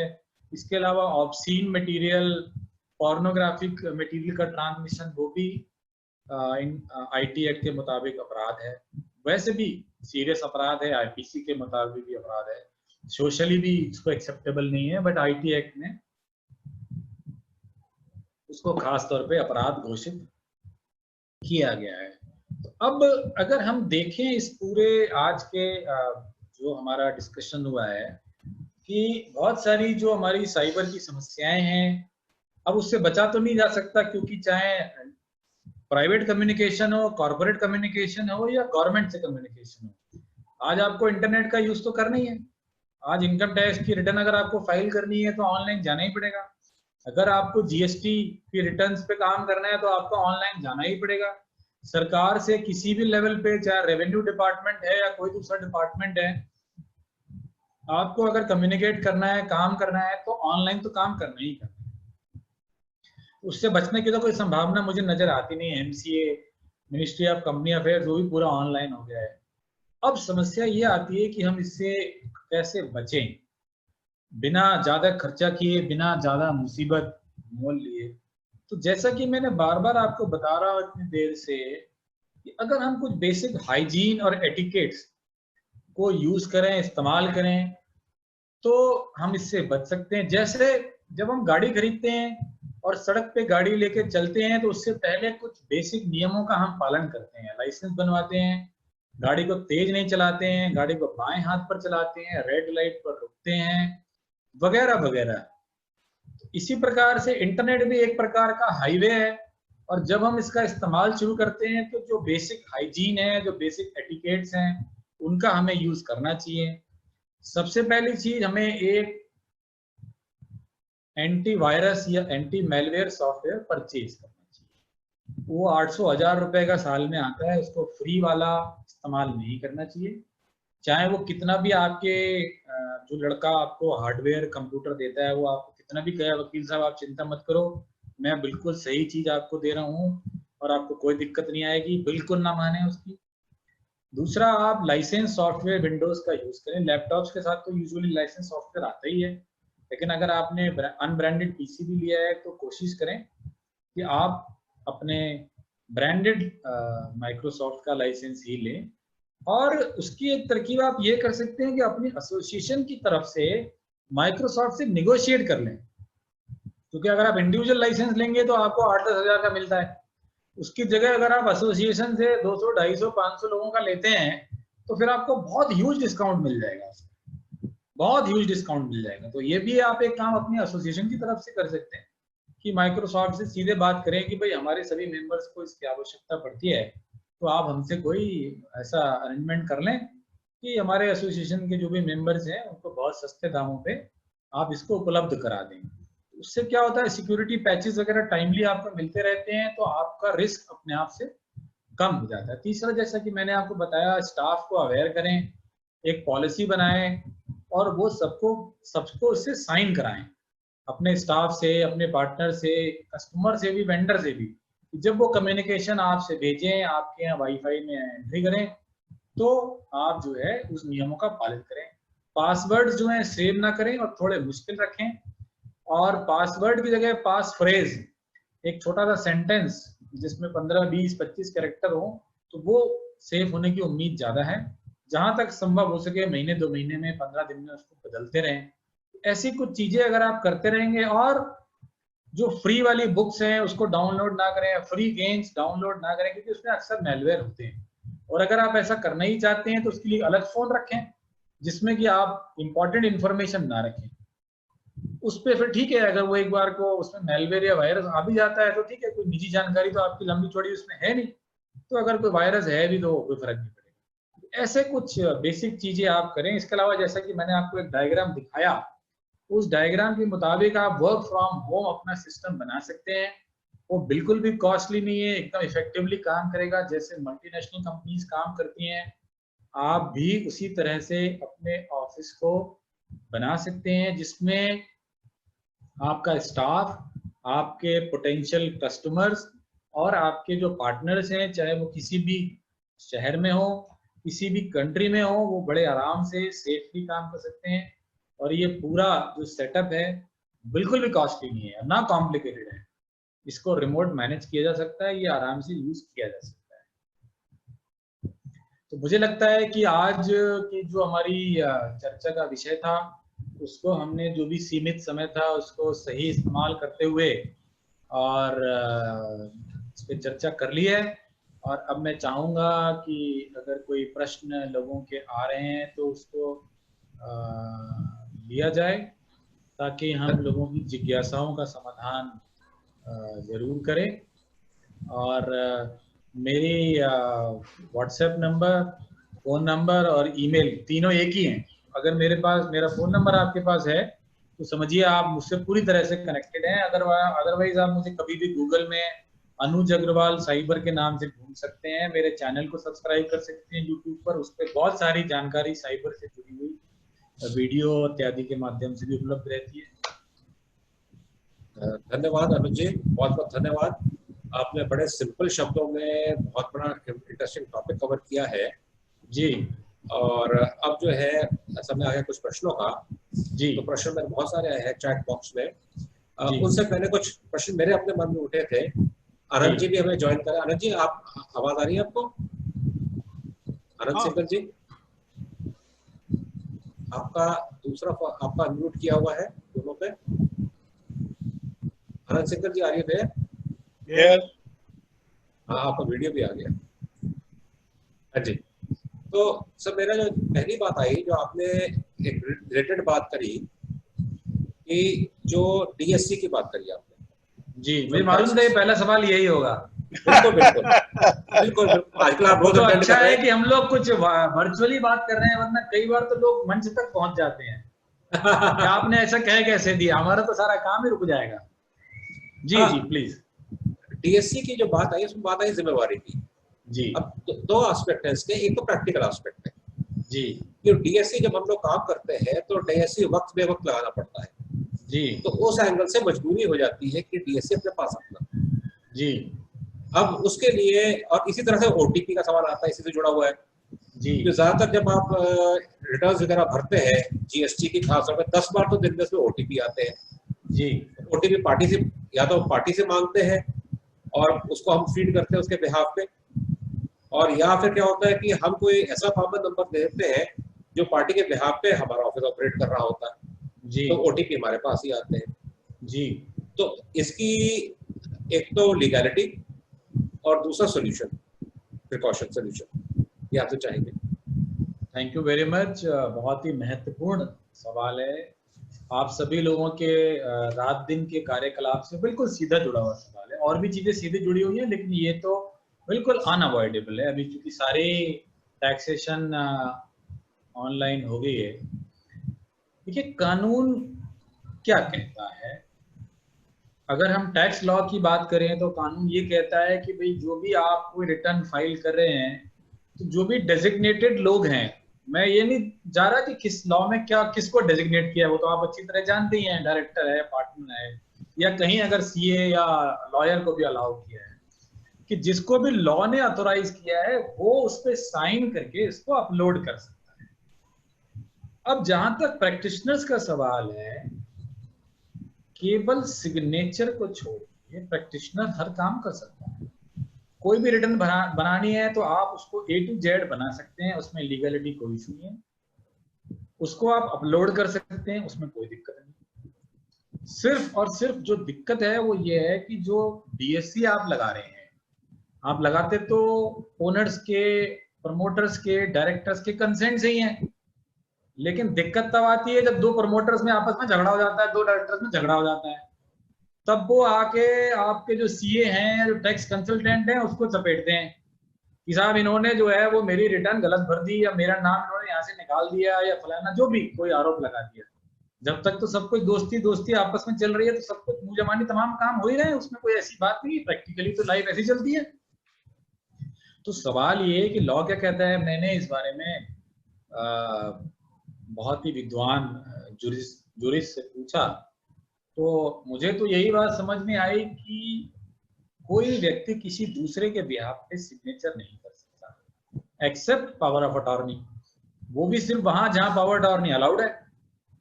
अगर मैं आपको पावर अटॉर्नी देता हूं अपने अकाउंट को ऑपरेट करने की, बैंक अकाउंट को, तो आप मेरे सिग्नेचर नहीं करते हो, आप अपने सिग्नेचर करते हो और लगाते हो कि साहब ये पावर अटॉर्नी है, मुझे ऑथोराइज किया हुआ है, इसलिए मेरे सिग्नेचर भी मान है।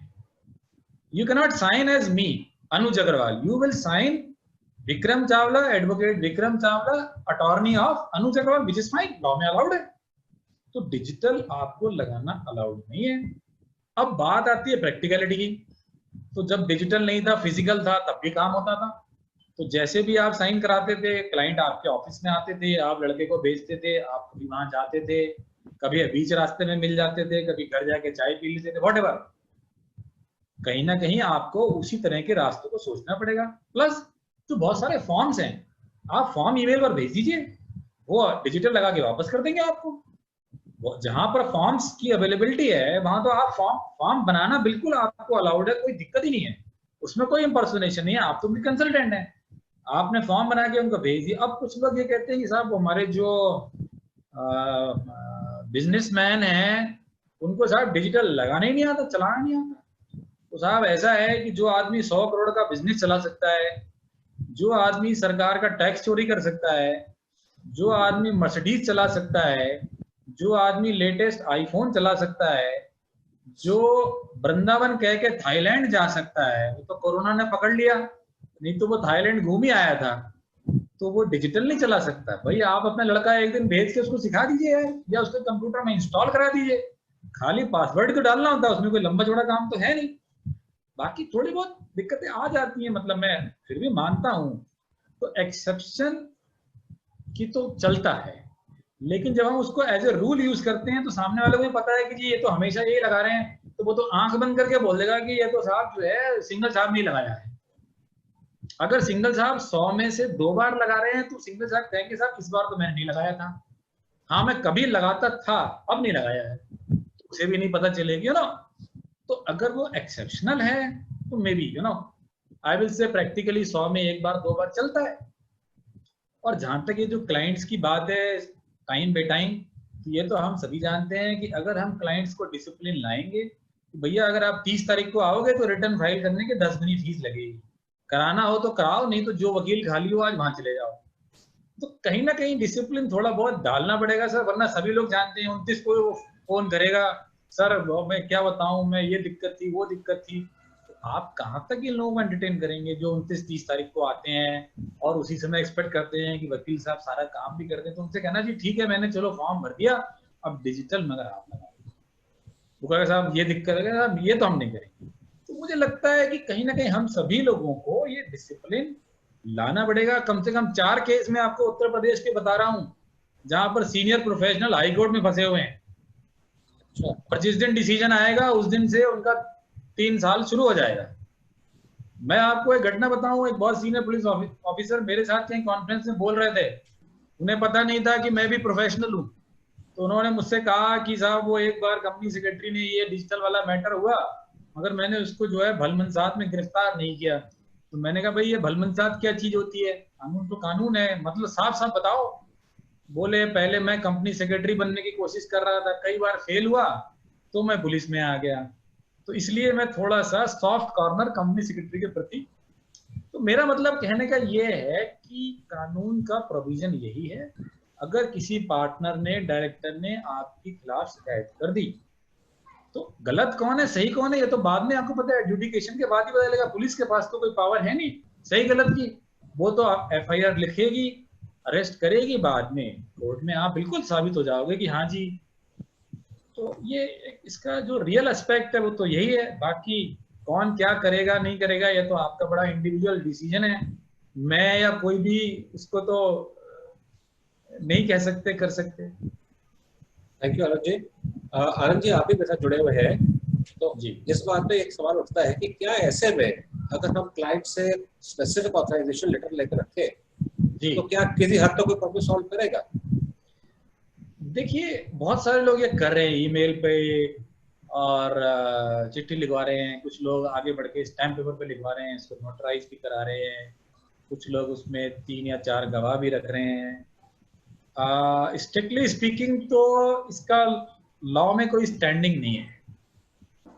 बाकी जब कोई एडजुडिकेशन होता है उसमें कौन सा तीर कहाँ तुक्के की तरह काम कर जाता है और कौन सा तुक्का तीर बन जाता है, ये तो आप सभी प्रैक्टिसिंग एडवोकेट्स हैं, आप सभी जानते हैं कि कोई 100% कोई भी चीज नहीं है। जिससे हम सोचते हैं कि बेकार की चीज है वो चीज कभी कभी काम आ जाती है, और जो चीज बहुत काम की होती है एस्टेब्लिश्ड लॉ होता है वो भी तो कभी कभी हम लोग ओवर रूल करते हुए देखते ही है ना। आज जितने भी केस लॉ हैं वो कल ना आज नहीं तो कल ओवर रूल होते ही हैं, तो इसका मतलब वो कोई भी चीज 100% तो है नहीं। तो रिस्क तो बहुत बड़ा है, बाकी क्या होगा क्या नहीं होगा, लेकिन अरेस्ट तो होगी होगी, ये तो तय बात है। Thank you. इसके साथ ही एक छोटा जुड़ा सवाल मेरा और था जी वो था मेरा उसको लेके OTP। जी, OTP जो आते हैं उसमें क्या उतना ही रिस्क है यूज करने में जितना DSC वाला है या उससे कुछ आता है?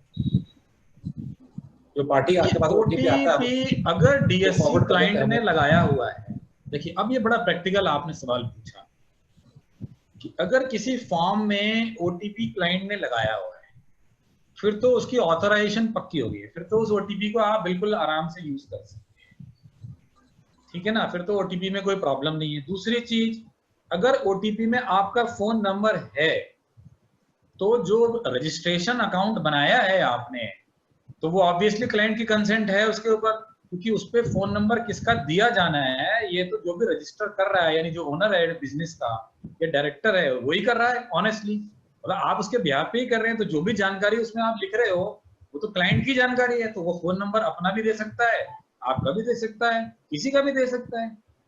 तो वो कुछ हद तक मुझे लगता है सेफ है। डिजिटल में सेफ्टी मुझे नहीं नजर। थैंक यू, आपको बड़ा क्लियर इस पे ओपिनियन रहा है। इसके साथ ही एक बड़ा कॉमन क्वेश्चन है जो खासतौर पे हमें आजकल रोज टच करता है जब से सेमिनार यूज कर रहे हैं, स्पेशली जूम को लेके। जी जी जी, अभी हम जूम यूज कर रहे हैं। पिछले दिनों में अखबार में बहुत चर्चा थी कि जूम अनसेफ है, डेटा हैक हो जाएगा, आपके फोन से सारी डिटेल निकल जाएगी। तो इसमें बहुत भ्रांतियां बनी हुई है, कितनी सच्चाई है कितनी भ्रांति है, कुछ रोशनी डालेंगे आप उसमें? देखिए, जूम ऐप जो है एक इजी टू यूज है, सस्ता है, लेकिन इसमें कुछ वल्नरेबिलिटीज हैं, ये तो क्लियर है, क्योंकि सर्ट-इन की तरफ से भी 2 अप्रैल को एडवाइजरी आई है और उन्होंने 2 टेक्निकल वल्नरेबिलिटीज के बारे में नोटिफिकेशन भी निकाला है और वो नोटिफिकेशन उनकी वेबसाइट पर पड़ा हुआ है। मिनिस्ट्री ऑफ होम ने भी एक नोटिफिकेशन फिर उसके बाद निकाला था, जो साइबर सिक्योरिटी सेंटर है, यूएस की भी कुछ एजेंसीज ने निकाला है। तो जिस तरह के सेमिनार हम लोग कर रहे हैं उसमें तो कोई सीक्रेट बात हो ही नहीं रही है, ये तो पब्लिक डॉक्यूमेंट है। ये तो आप देख रहे हैं कि आपने उस पर यूट्यूब पर भी डाला हुआ है, आप पब्लिश करते हैं। लेकिन अगर आप अपनी कॉर्पोरेट डिटेल्स या किसी क्लाइंट से पर्सनल बात कर रहे हैं जहां पर आप टैक्सेशन डिस्कस कर रहे हैं, तो वहां अगर कोई मैन इन द मिडिल, यानी कि कोई बंदा बीच में आ जाता है, सुनने लगता है आपकी बातचीत, तो रिस्की हो सकता है। तो उसके लिए जूम को सुरक्षित नहीं माना गया है, तो एडवाइजेबल है कि जूम को अवॉइड किया जाए। और तमाम एप्लीकेशंस हैं, गूगल मीटिंग है फॉर एग्जांपल, वेबएक्स है, उसको आप यूज कर सकते हैं। They are comparatively safer, at least जब तक पता नहीं चलता तब तक तो सेफ नहीं है। जब तक पता नहीं चलता, दैट इज इंपॉर्टेंट। देखिए, हमारे यहाँ एक्चुअली एक साइबर में होता है 0 डे वल्नरेबिलिटी। 0 डे वल्नरेबिलिटी का मतलब है कि वो ऐसी वल्नरेबिलिटी या रिस्क है जो उसी दिन पता चलेगी जिस दिन से वो शुरू हो रही है, वो डेट बेस्ड है, और वो फ्यूचर में डेट कब आएगी वो किसी को पता नहीं है, ये एक फैक्ट है जी। तो इसमें मैं थोड़ा सा क्लैरिफिकेशन, एक सब्सिक्वेंट क्वेश्चन और पूछूंगा कि जो लोगों को भ्रांति थी कि जूम यूज करने के वजह से आपके जो फोन पे अगर आप यूज कर रहे हैं या लैपटॉप यूज कर रहे हैं तो उसका डेटा चोरी हो जाएगा, ऐसा भी कोई इशू है? देखिए, बहुत सारे ऐप्स हैं जो आपकी तमाम परमिशंस लेते हैं और वो कुछ ना कुछ डेटा अपने सर्वर्स में ट्रांसफर करते रहते हैं। जूम के बारे में भी ये भ्रांति बनी हुई है, मुझे नहीं लगता कि वो बहुत ज्यादा डेटा चोरी करेंगे, क्योंकि actually they are US listed company है, तो चाइनीज लोगों की company, but they are listed in US, तो I don't think. But TV वाले पूछते हैं तो मैं भी हाँ ना बोल देता हूँ, क्योंकि उन्हें तो न्यूज चलानी होती है ना। क्या करें? Very honest, very honest, very honest of you. Thank you sir. अब मैं कुछ क्वेश्चन लेना चाहूंगा जो हमारे चैट बॉक्स पे आए हैं जी, अगर आपका समय हो दे तो। नहीं, आप पूछिए प्लीज। नवीन जैन बिलासपुर से पूछ रहे हैं, sir could you please brief me about mobile screen hacking? ये क्या चीज है? स्क्रीन हैकिंग, ये क्या चीज है? देखिए, ऐसा है कि आप में से अगर किसी ने भी टीम व्यूअर या एमीडेस्क वगैरह सॉफ्टवेयर यूज किए हो, तो ये सॉफ्टवेयर क्या करते हैं कि आपकी स्क्रीन को दूसरे लोगों तक ले जाते हैं। जैसे अगर हम जूम की भी बात करें थोड़ी देर के लिए, तो जूम क्या कर रहा है, मेरी स्क्रीन को आप सब लोगों के पास ले जा रहा है, जो कुछ मेरी स्क्रीन पे मैं दिखा रहा हूँ वही आप सबको दिख रहा है। इसी तरह के ये सॉफ्टवेयर हैं, टीम व्यूअर हैं, एमीडेस्क हैं और तमाम सॉफ्टवेयर है स्क्रीन शेयरिंग के। तो ये एक रूटीन सॉफ्टवेयर है, और अगर साइबर अपराधी आजकल क्या करते हैं, बातों बातों में ऐसे सॉफ्टवेयर डाउनलोड करा देते हैं और फिर उनको आपकी स्क्रीन मिल जाती है, तो जो ओटीपी वगैरह या यूजर नेम पासवर्ड आपके कंप्यूटर में है वो भी देख पाते हैं। जैसे मेरी स्क्रीन पे अगर जो भी दिख रहा है इस समय, वो मेरे ख्याल से सभी लोगों को दिखाई दे रहा है। तो अगर यहाँ पर कोई ओटीपी आता है तो कोई भी देख सकता है। तो वो बहुत ही रिस्की प्रोपोजिशन है। किसी भी बैंक के नाम पर फोन करने वाले को आप कोई सॉफ्टवेयर डाउनलोड ना करें। ऐसी कोई भी सॉफ्टवेयर डाउनलोड कराने के लिए कोई भी बैंक, पेटीएम फोन नहीं करता है। प्लीज सभी लोग ध्यान रखें, और एक से एक पढ़े लिखे, मतलब मैं क्या बयान करूं उनकी डिग्रीज की, MD, DM, PhD, LLB, LLM, CA, CS, मतलब कोई ऐसी डिग्री नहीं है जिसके लोग इसमें बचे हों, आर्मी के, चाहे वो कर्नल हो, चाहे वो IPS ऑफिसर्स हों। तो ये प्लीज किसी भी तरह का आप सॉफ्टवेयर डाउनलोड ना करें। कोई भी bank, financial institution, insurance, Paytm आपको कभी भी सॉफ्टवेयर डाउनलोड करने के लिए या OTP या कोई कोड शेयर करने के लिए फोन नहीं करता, ये तरीका है ही नहीं। Thank you. इसके बाद शैलेंद्र कुमार विद्यार्थी पूछ रहे हैं, is it secure to share the photos of family members on Facebook और व्हाट्सएप? विद्यार्थी जी रामपुर से। हाँ जी, हाँ जी। विद्यार्थी जी नमस्कार, आपसे दोबारा मुलाकात हो रही है, वर्चुअल मुलाकात हो रही है।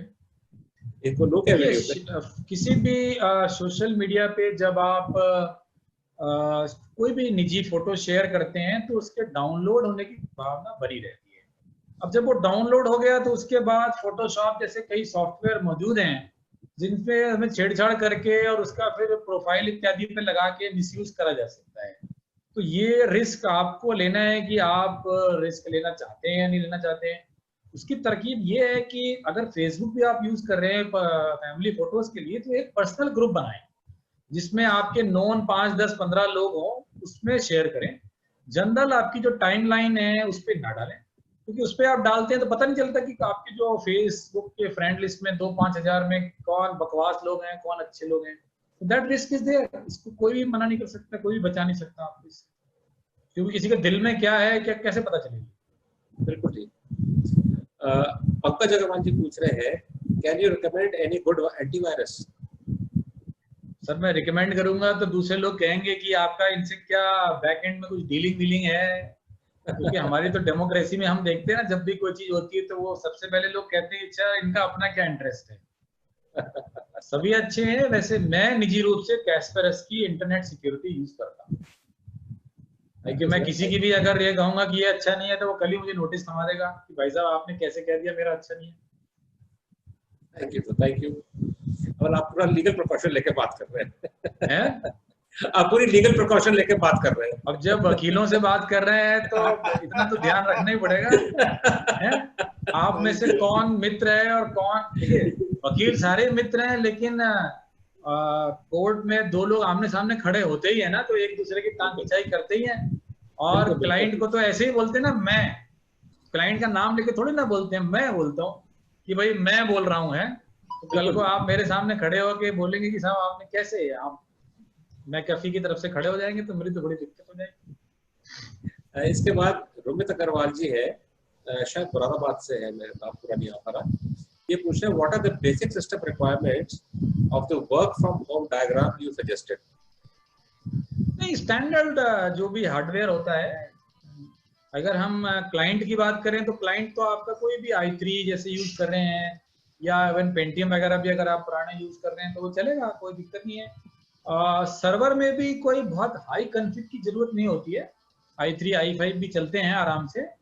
बेसिकली थोड़ी रैम इंक्रीज करनी पड़ेगी, क्योंकि मल्टीपल लोग अगर एक ही मशीन पे काम करेंगे तो रैम बढ़ानी पड़ेगी आपको, which is again not at all costly. अगर आप समझें कि 4 GB रैम है, मैं समझता हूँ 2-2.5 रुपए में यूजुअली मिल जाती है, एंड दैट्स ऑल। और सर्वर का यहाँ पे मतलब कोई हाई एंड सर्वर से नहीं है। अगर आप कोई ठीक ठाक ब्रांडेड पीसी भी ले लेते हैं वो भी अच्छे सर्वर का काम करता है, क्योंकि आपको तो सिर्फ फाइल्स के लिए यूज करना है, उसको फाइल सर्वर है ये। यहाँ पे कोई बहुत बड़ा डेटाबेस या कोई कॉम्प्लिकेटेड कंप्यूटिंग थोड़ी ना हो रही है, तो आराम से स्टैंडर्ड हार्डवेयर यूज होता है, कोई इसमें हाई एंड हार्डवेयर की जरूरत नहीं पड़ती। Thank you. कुलविंदर सिंह राठौर पूछ रहे हैं, कहाँ से बोल रहे हैं राठौर साहब? राठौरी सहारनपुर से। अच्छा अच्छा अच्छा, सहारनपुर से तो हिमालय भी दिख रहा है, मैंने सुना। बिल्कुल दिख रहा है। आज सुबह 5 बजे भी दिखाई दिया था। अच्छा उतना अच्छा भी दिखाई दिया था जो थोड़े दिन पहले अखबारों में था, लेकिन आज भी सवेरे दिखाई दिया था 5 बजे। अखबार वाले तो साहब कुछ भी दिखा देते हैं, दिखता कुछ है, वो अच्छा या खराब कुछ भी कर देते हैं। वो नहीं, उतना ही अच्छा दिखा था जितना उस दिन अखबारों में आया था, उतना ही अच्छा दिखा था जी। वेल, कुलविंदर पूछ रहे हैं कि is cyber crime international crime?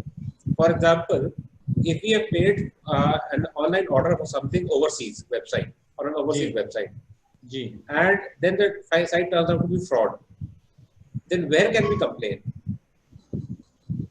देखिए इंटरनेशनल में ये थोड़ा रिस्क तो बना ही रहता है, क्योंकि इंटरनेशनल में कंप्लेंट तो आप अपने लोकल पुलिस स्टेशन में कर सकते हैं या ऑनलाइन कर सकते हैं, बट सवाल ये है कि इंटरनेशनल में इन्वेस्टिगेशन की दिक्कत है, ठीक है। तो उसमें जो ज्यादा से ज्यादा चारा होता है वो ये होता है कि जिस पेमेंट गेटवे को उन्होंने यूज किया है, और अगर वो इंडियन पेमेंट गेटवे है तो उसको आप नोटिस दे सकते हैं, पकड़ सकते हैं।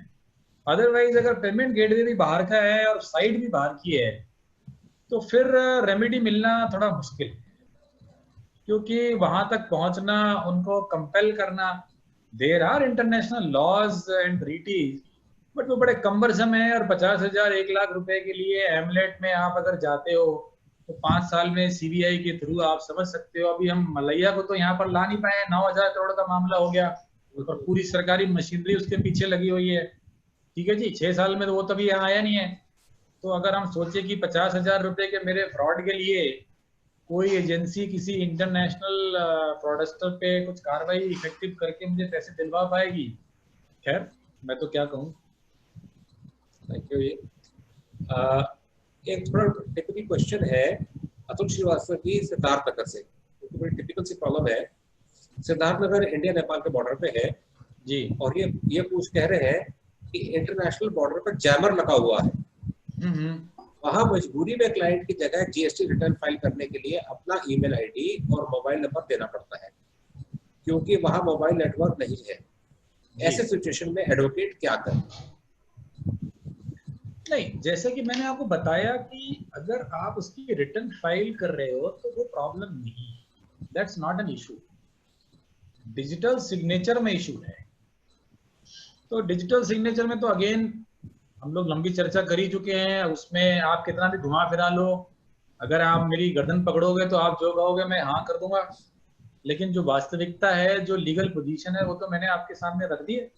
पर रिटर्न तो आप फाइल कर ही सकते हैं, उसमें क्या दिक्कत है? वो तो टैक्स कंसल्टेंट का काम ही है, फॉर्म को बनाना, उसमें डिटेल्स को डालना, कैलकुलेट करना और उसको अपलोड कर देना, उसमें कोई दिक्कत नहीं है, that's fine. Thank you. Amit Grover पूछ रहे हैं कि can you share some famous apps which through which data can be hacked?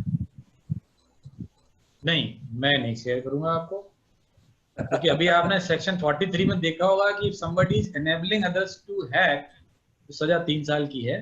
नहीं, वो पूछना चाह रहे हैं कि ऐसी कौन सी ऐप से बचा जाए, उनका तात्पर्य ये है। देखिए ऐसे फेमस ऐप्स है, कोई कॉमन ऐप्स? देखिए ऐसा है कि इंडियन आर्मी ने एक कम्युनिकेशन निकाला था, आप गूगल में डाल के देख लीजिए, 30-40 ऐप्स का उन्होंने नाम लिया है, जैसे स्नैपचैट है, टिकटॉक है, ऐसे बहुत सारे, यूसी ब्राउजर है, ठीक है। तो ऐसे बहुत सारे ऐप्स हैं जिनके बारे में ये बड़ा एस्टेब्लिश्ड है कि वो डेटा को ट्रांसफर लगातार आपके करते हैं।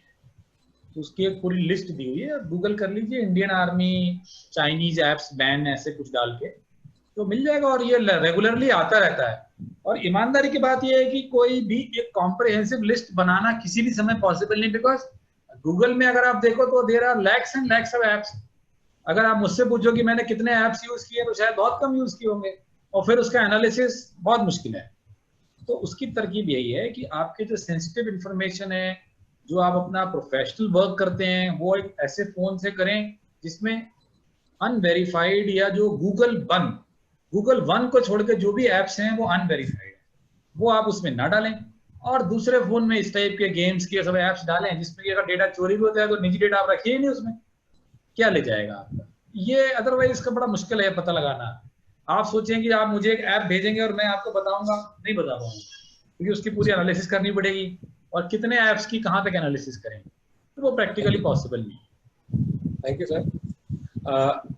सुरेश हितकारी फतेहपुर से पूछ रहे हैं, अगर क्लाइंट ऑफिस में आकर डीएस से यूज करे हमारे लैपटॉप से जी, क्या इसका आईपी एड्रेस रिकॉर्ड हो जाता है, और ऐसे में कोई क्या समस्या है? बेटर होगा कि आप उसको या तो अपना लैपटॉप लाने के लिए कहें या एक लैपटॉप सेपरेटली रख दें क्लाइंट्स के इस्तेमाल के लिए, बेटर होगा। आईपी एड्रेस तो आ जाता होगा उसमें जहां से अपलोड हुआ है। सर मैंने प्रश्न का उत्तर दे दिया है। ठीक है sir, thank you sir, thank you. इसके बाद आ रहा है कुछ लॉ स्टूडेंट्स के आ रहे हैं कमेंट्स आपके लिए। वो शायद आपसे काफी इम्प्रेस्ड है, लॉ स्टूडेंट्स। मैं आपको चैट भेज दूंगा इसकी कॉपी, वो आपसे संपर्क में आना चाहते हैं। हाँ, तो मेरा नंबर 9810347977 ये मेरा व्हाट्सएप नंबर भी है। स्क्रीन पे आ रहा है। और यही मेरा ईमेल आईडी है, ए लगाएं मेरे फोन नंबर के आगे, @gmail करें, या साइबर ज्ञान मेरी वेबसाइट है, या फिर ट्विटर या दूसरे और माध्यम तो होते ही, बट व्हाट्सएप आपको ज्यादा पॉपुलर है, सो एनीबॉडी इज वेलकम। एक और क्वेश्चन जो निखिल पहलवान इन्होंने पूछा है, और मैं भी भूल गया पूछना इससे, कि क्लाउड कंप्यूटिंग जी, जैसे एक तो आपने VPN वाला सिस्टम बताया था जी, और एक होता है जहाँ पे हम क्लाउड में अपना डेटा सेव कर लेते हैं या क्लाउड कंप्यूटिंग करते हैं, उसकी सेफ्टी बारे में आप कुछ बताना चाहेंगे? देखिए, VPN तो क्लाइंट साइड पर यूज होता है, चाहे आप डेटा अपने सर्वर में रखें, चाहे क्लाउड पे एक सर्वर स्टोरेज ले लें। VPN अलग तरह की चीज है। VPN का फायदा ये होता है कि जब हम अपने कंप्यूटर से किसी दूसरे कंप्यूटर को कम्युनिकेट करते हैं तो डेटा एक इंटरनेट के या पाइप के माध्यम से जाता है। जैसे घर में अगर आप देखें तो पानी, आपके जो म्युनिसिपैलिटी का पानी आता है वो एक पाइप के माध्यम से आपके यहाँ तक आता है। तो हमारे और म्युनिसिपैलिटी के बीच का जो पूरा एरिया है, अगर उसके बीच में कहीं पाइप टूट जाता है तो घर में मिट्टी वाला पानी आने लगता है। ऐसा होता है या नहीं होता है? तो ये VPN उससे बचने के लिए है कि वो VPN क्या करता है, आपके और म्युनिसिपैलिटी के टंकी के बीच में एक प्रकार का प्राइवेट पाइप डेवलप कर देता है, तो कोई दूसरा आदमी उसमें कोई मिलावट या कोई गंदगी या कोई जहर नहीं डाल सकता। जहां तक क्लाउड का सवाल है, क्लाउड का मतलब ये होता है कि एक तो ये है कि हम अपने ऑफिस में एक सर्वर रख सकते हैं जिसमें अपना तमाम डेटा फाइलें रख रहे हैं। एक ये हमने कहा यार ऑफिस में सर्वर रखने हैं तो रोज चलाना बंद करना पड़ेगा, AC लगाना पड़ेगा वगैरह वगैरह, तो हम क्यों ना ये स्टोरेज क्लाउड पे खरीद लें। तो इतना ही होता है उसका फर्क। Cloud is basically storage. जैसे हम Gmail एक्सेस करते हैं तो basically cloud, that's all. Is it safe generally? देखिए, जनरली सेफ है, लेकिन अगर आपके यहाँ से जो कम्युनिकेशन क्लाउड में जा रहा है वो सेफ नहीं है। अगर मैं आपके घर के बाहर खड़ा हूँ और मैंने आपके वाईफाई का पासवर्ड डाल के, तो मुझे तो आपकी सारी जानकारी दिख रही है, आप कौन कौन सी फोटोज भेज रहे हैं, रिवर्स पॉर्न भेज रहे हैं या जेन्युइन पॉर्न भेज रहे हैं। क्योंकि चाइल्ड पॉर्न जो है, अगर आप प्राइवेट में भी व्यू कर रहे हैं तो वो सीरियस ऑफेंस है। Child porn can not be viewed in India as per law, even in private. Adult porn तो कर सकते हैं। तो बस मैं आपको मैसेज भेज दूंगा कि साहब मैंने आपकी जो है वो चाइल्ड पॉर्न जो आप देख रहे थे उसको रिकॉर्ड कर लिया है, तो या तो इतने डॉलर पहुंचा दीजिए, नहीं तो समझ लीजिए फिर क्या होने वाला है। ये रिस्क बना रहेगा। Thank you sir. Sanket Agarwal पूछ रहे हैं, is it safe to use internet banking on our cell phone and PC? Sorry, आप दोबारा से रिपीट कर देंगे? Is it safe to use internet banking on cell phone and PC? हाँ, बिल्कुल सेफ है, लेकिन जो एटिकेट्स, जो हाइजीन मैंने आपको बताई है उसको आपने स्ट्रिक्टली फॉलो एक भी दिन नहीं किया तो बस आपको दिक्कत हो जाएगी। अगर आप अपना यूजर नेम पासवर्ड सेव करके रखते हैं और आपके सिस्टम में फोन में कोई मैलवेयर आ गया तो समझ लीजिए आपका यूजर नेम पासवर्ड चोरी हो जाएगा। वो पर्सन आपके मैलवेयर खुद ब खुद उसमें टीम व्यूअर या एमिडेस्क डाउनलोड कर देगा, तो OTP आपसे पूछने की जरूरत भी नहीं पड़ेगी। रात के 12-1 बजे जब आप सो रहे होंगे तो वो OTP भी उसको मिल जाएगा, वो डील कर लेगा आराम से, आपका अकाउंट खाली कर देगा। मेरे पास कई ऐसे वकील मित्रों के मैसेज आए हैं कि वो सुबह सो के उठे और रात भर में जितनी उन्होंने लिमिट दी हुई थी मकान बनाने के लिए 10 लाख रुपए, वो सारी की सारी खाली हो गई। तो ये सेफ है, लेकिन अगर आपने अपना OTP शेयर कर दिया या आपका फोन इन्फेक्टेड है तो 100% अनसेफ है। Thank you sir. अभी जो हम बात कर रहे हैं सिद्धार्थ नगर से, उनका एक क्वेश्चन आया, आनंद जी आप भी ध्यान देंगे इस पे। ये कहते हैं रजिस्ट्रेशन में भी अपना मोबाइल नंबर देना पड़ता है क्योंकि एक बॉर्डर सिक्योरिटी वाला इशू था, और फौज रजिस्ट्रेशन के केस में क्या प्रोफेशनल ने अपना मोबाइल दिया और उस पर FIR हुई है, किसी प्रोफेशनल पे भी FIR होगी उस चक्कर में? मैं तो पहले आपको बता रहा हूँ 4 केस तो ये तो जब डायरेक्टर्स में आपस में झगड़ा हो जाता है तो वो सबसे पहले FIR प्रोफेशनल पे ही करते हैं।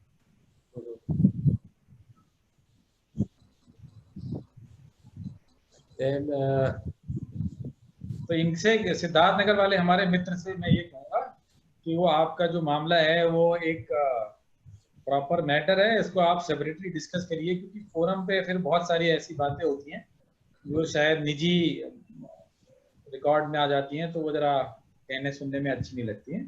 ठीक है। बट अदरवाइज जो लीगल प्रोविजन है, पोजीशन है, वो तो मैंने आपको बताई। रिस्क तो है। बिल्कुल सर, बिल्कुल। और मेरे ख्याल से हमने लगभग सभी क्वेश्चन का जवाब दे दिया है। इसके अतिरिक्त भी अगर कुछ लोगों का कुछ और प्रश्न रहते हैं तो वो चाहे तो अनुज जी को उनके जो उन्होंने कॉन्टैक्ट नंबर दी है इस पे व्हाट्सएप कर सकते हैं या ईमेल कर सकते हैं। एंड नहीं तो हमारे यूपी टैक्स बार की अपनी ईमेल्स आईडी है info@uptv@gmail.com, उस पर भी आप प्रश्न भेज सकते हैं। मैं अभी फ्लैश भी कर दूंगा थोड़ी देर में ईमेल आईडी, उस पर भी आप अपने प्रश्न भेज सकते हैं। हम कोशिश करेंगे किसी की स्पेसिफिक क्वेरी होगी तो उसको भी जवाब देने की कोशिश करें। और इसके साथ अनुज जी आपका बहुत बहुत धन्यवाद। आपने मैं आज का जो प्रेजेंटेशन है आपको शेयर कर दूंगा Vikram ji. Thank you so much. आप चाहें तो अपने मेंबर्स को भेज सकते हैं। सभी मेंबर्स को मैं ये कहना चाहूंगा कि साइबर या डिजिटल एविडेंस से जुड़ा हुआ कोई भी लीगल या टेक्निकल मैटर है तो वो कभी भी हमसे संपर्क कर सकते हैं। उनका स्वागत है। और आपने हमें आज बात करने का मौका दिया, ये भी हमें अच्छा लगा। मुझे उम्मीद है आप लोगों को भी अच्छा लगा होगा। Thank you sir, thank you so much. अब मैं निवेदन करूंगा आनंद सिंघल जी से कि वो जरा सा इसको वाइंड अप करें।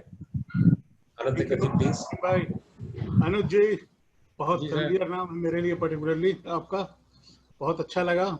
इतना इंफॉर्मेटिव और इतने सरल और सूक्ष्म शब्दों में इतने विस्तार से चीजों को बताया कि काफी चीजें हम सभी को, मेरे ख्याल से कोई भी ऐसा शख्स नहीं था इसमें से, इतने आप मौजूद थे तो जिनको कुछ क्या बहुत कुछ नहीं मालूम हुआ होगा, बहुत कुछ मालूम हुआ होगा। आपने डीआरसी के बारे में जो बताया और चीजों के बारे में जो बताया, वाकई रियली बड़ी बड़ी प्रैक्टिकल बातें बताई आपने।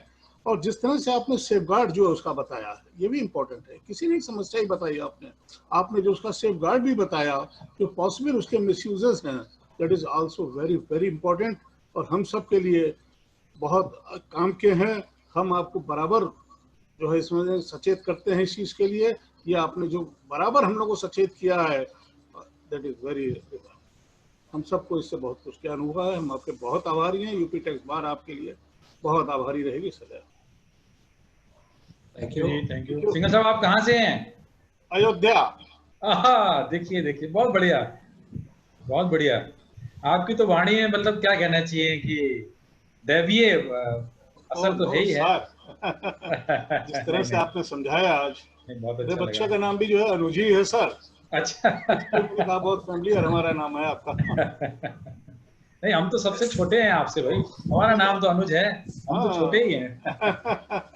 काम तो आपने ग्रज वाला करा है आज। अरे नहीं नहीं नहीं, अनुज नहीं ऐसा कुछ नहीं है। नॉलेज शेयरिंग से बढ़ती है सर। नॉलेज में कोई बड़ा छोटा नहीं होता है। हम अगर ये कहें कि हमें ज्यादा आता है या किसी को कम आता है, ऐसा कुछ भी नहीं है। ये तो हर कोई अपना अपना थोड़ा एक एरिया पकड़ के उसमें काम करने रहता है, तो आपको थोड़ी सब कुछ जानकारी है। सिंघल साहब अपना नंबर भेज दीजिएगा, व्हाट्सएप कर दीजिएगा। सर कभी अयोध्या आएंगे तो आपसे मिल लेंगे। नहीं, आप अयोध्या जरूर आए। तो आना ही पड़ेगा साहब, रामलला के दर्शन करने। और आप तो साहब हर शख्स के लिए हमें ये उम्मीद है कि हम अच्छे होस्ट साबित हो सकें बस। अरे thank you thank you sir, thank you. अब मैं निवेदन करूंगा Uttar Pradesh tax bar association के जनरल सेक्रेटरी सौरभ सिंह गहलोत जी से कि वो आए और एक फॉर्मल वोट ऑफ थैंक्स अनुज जी को दें। अनुज जी, इन द मीन टाइम अपना स्क्रीन शेयर कर देंगे प्लीज? हाँ श्योर। आज बहुत अच्छा लगा कि हमारे संस्थापक सदस्य सीएम बंसल साहब ने प्रांतीय संघ को अपना आशीर्वाद ज्ञापित किया, जो वास्तव में हृदय को छू गया। क्योंकि जहां बुजुर्गों का आशीर्वाद होता है वहां आसमान से भगवान की दुआएं भी होती।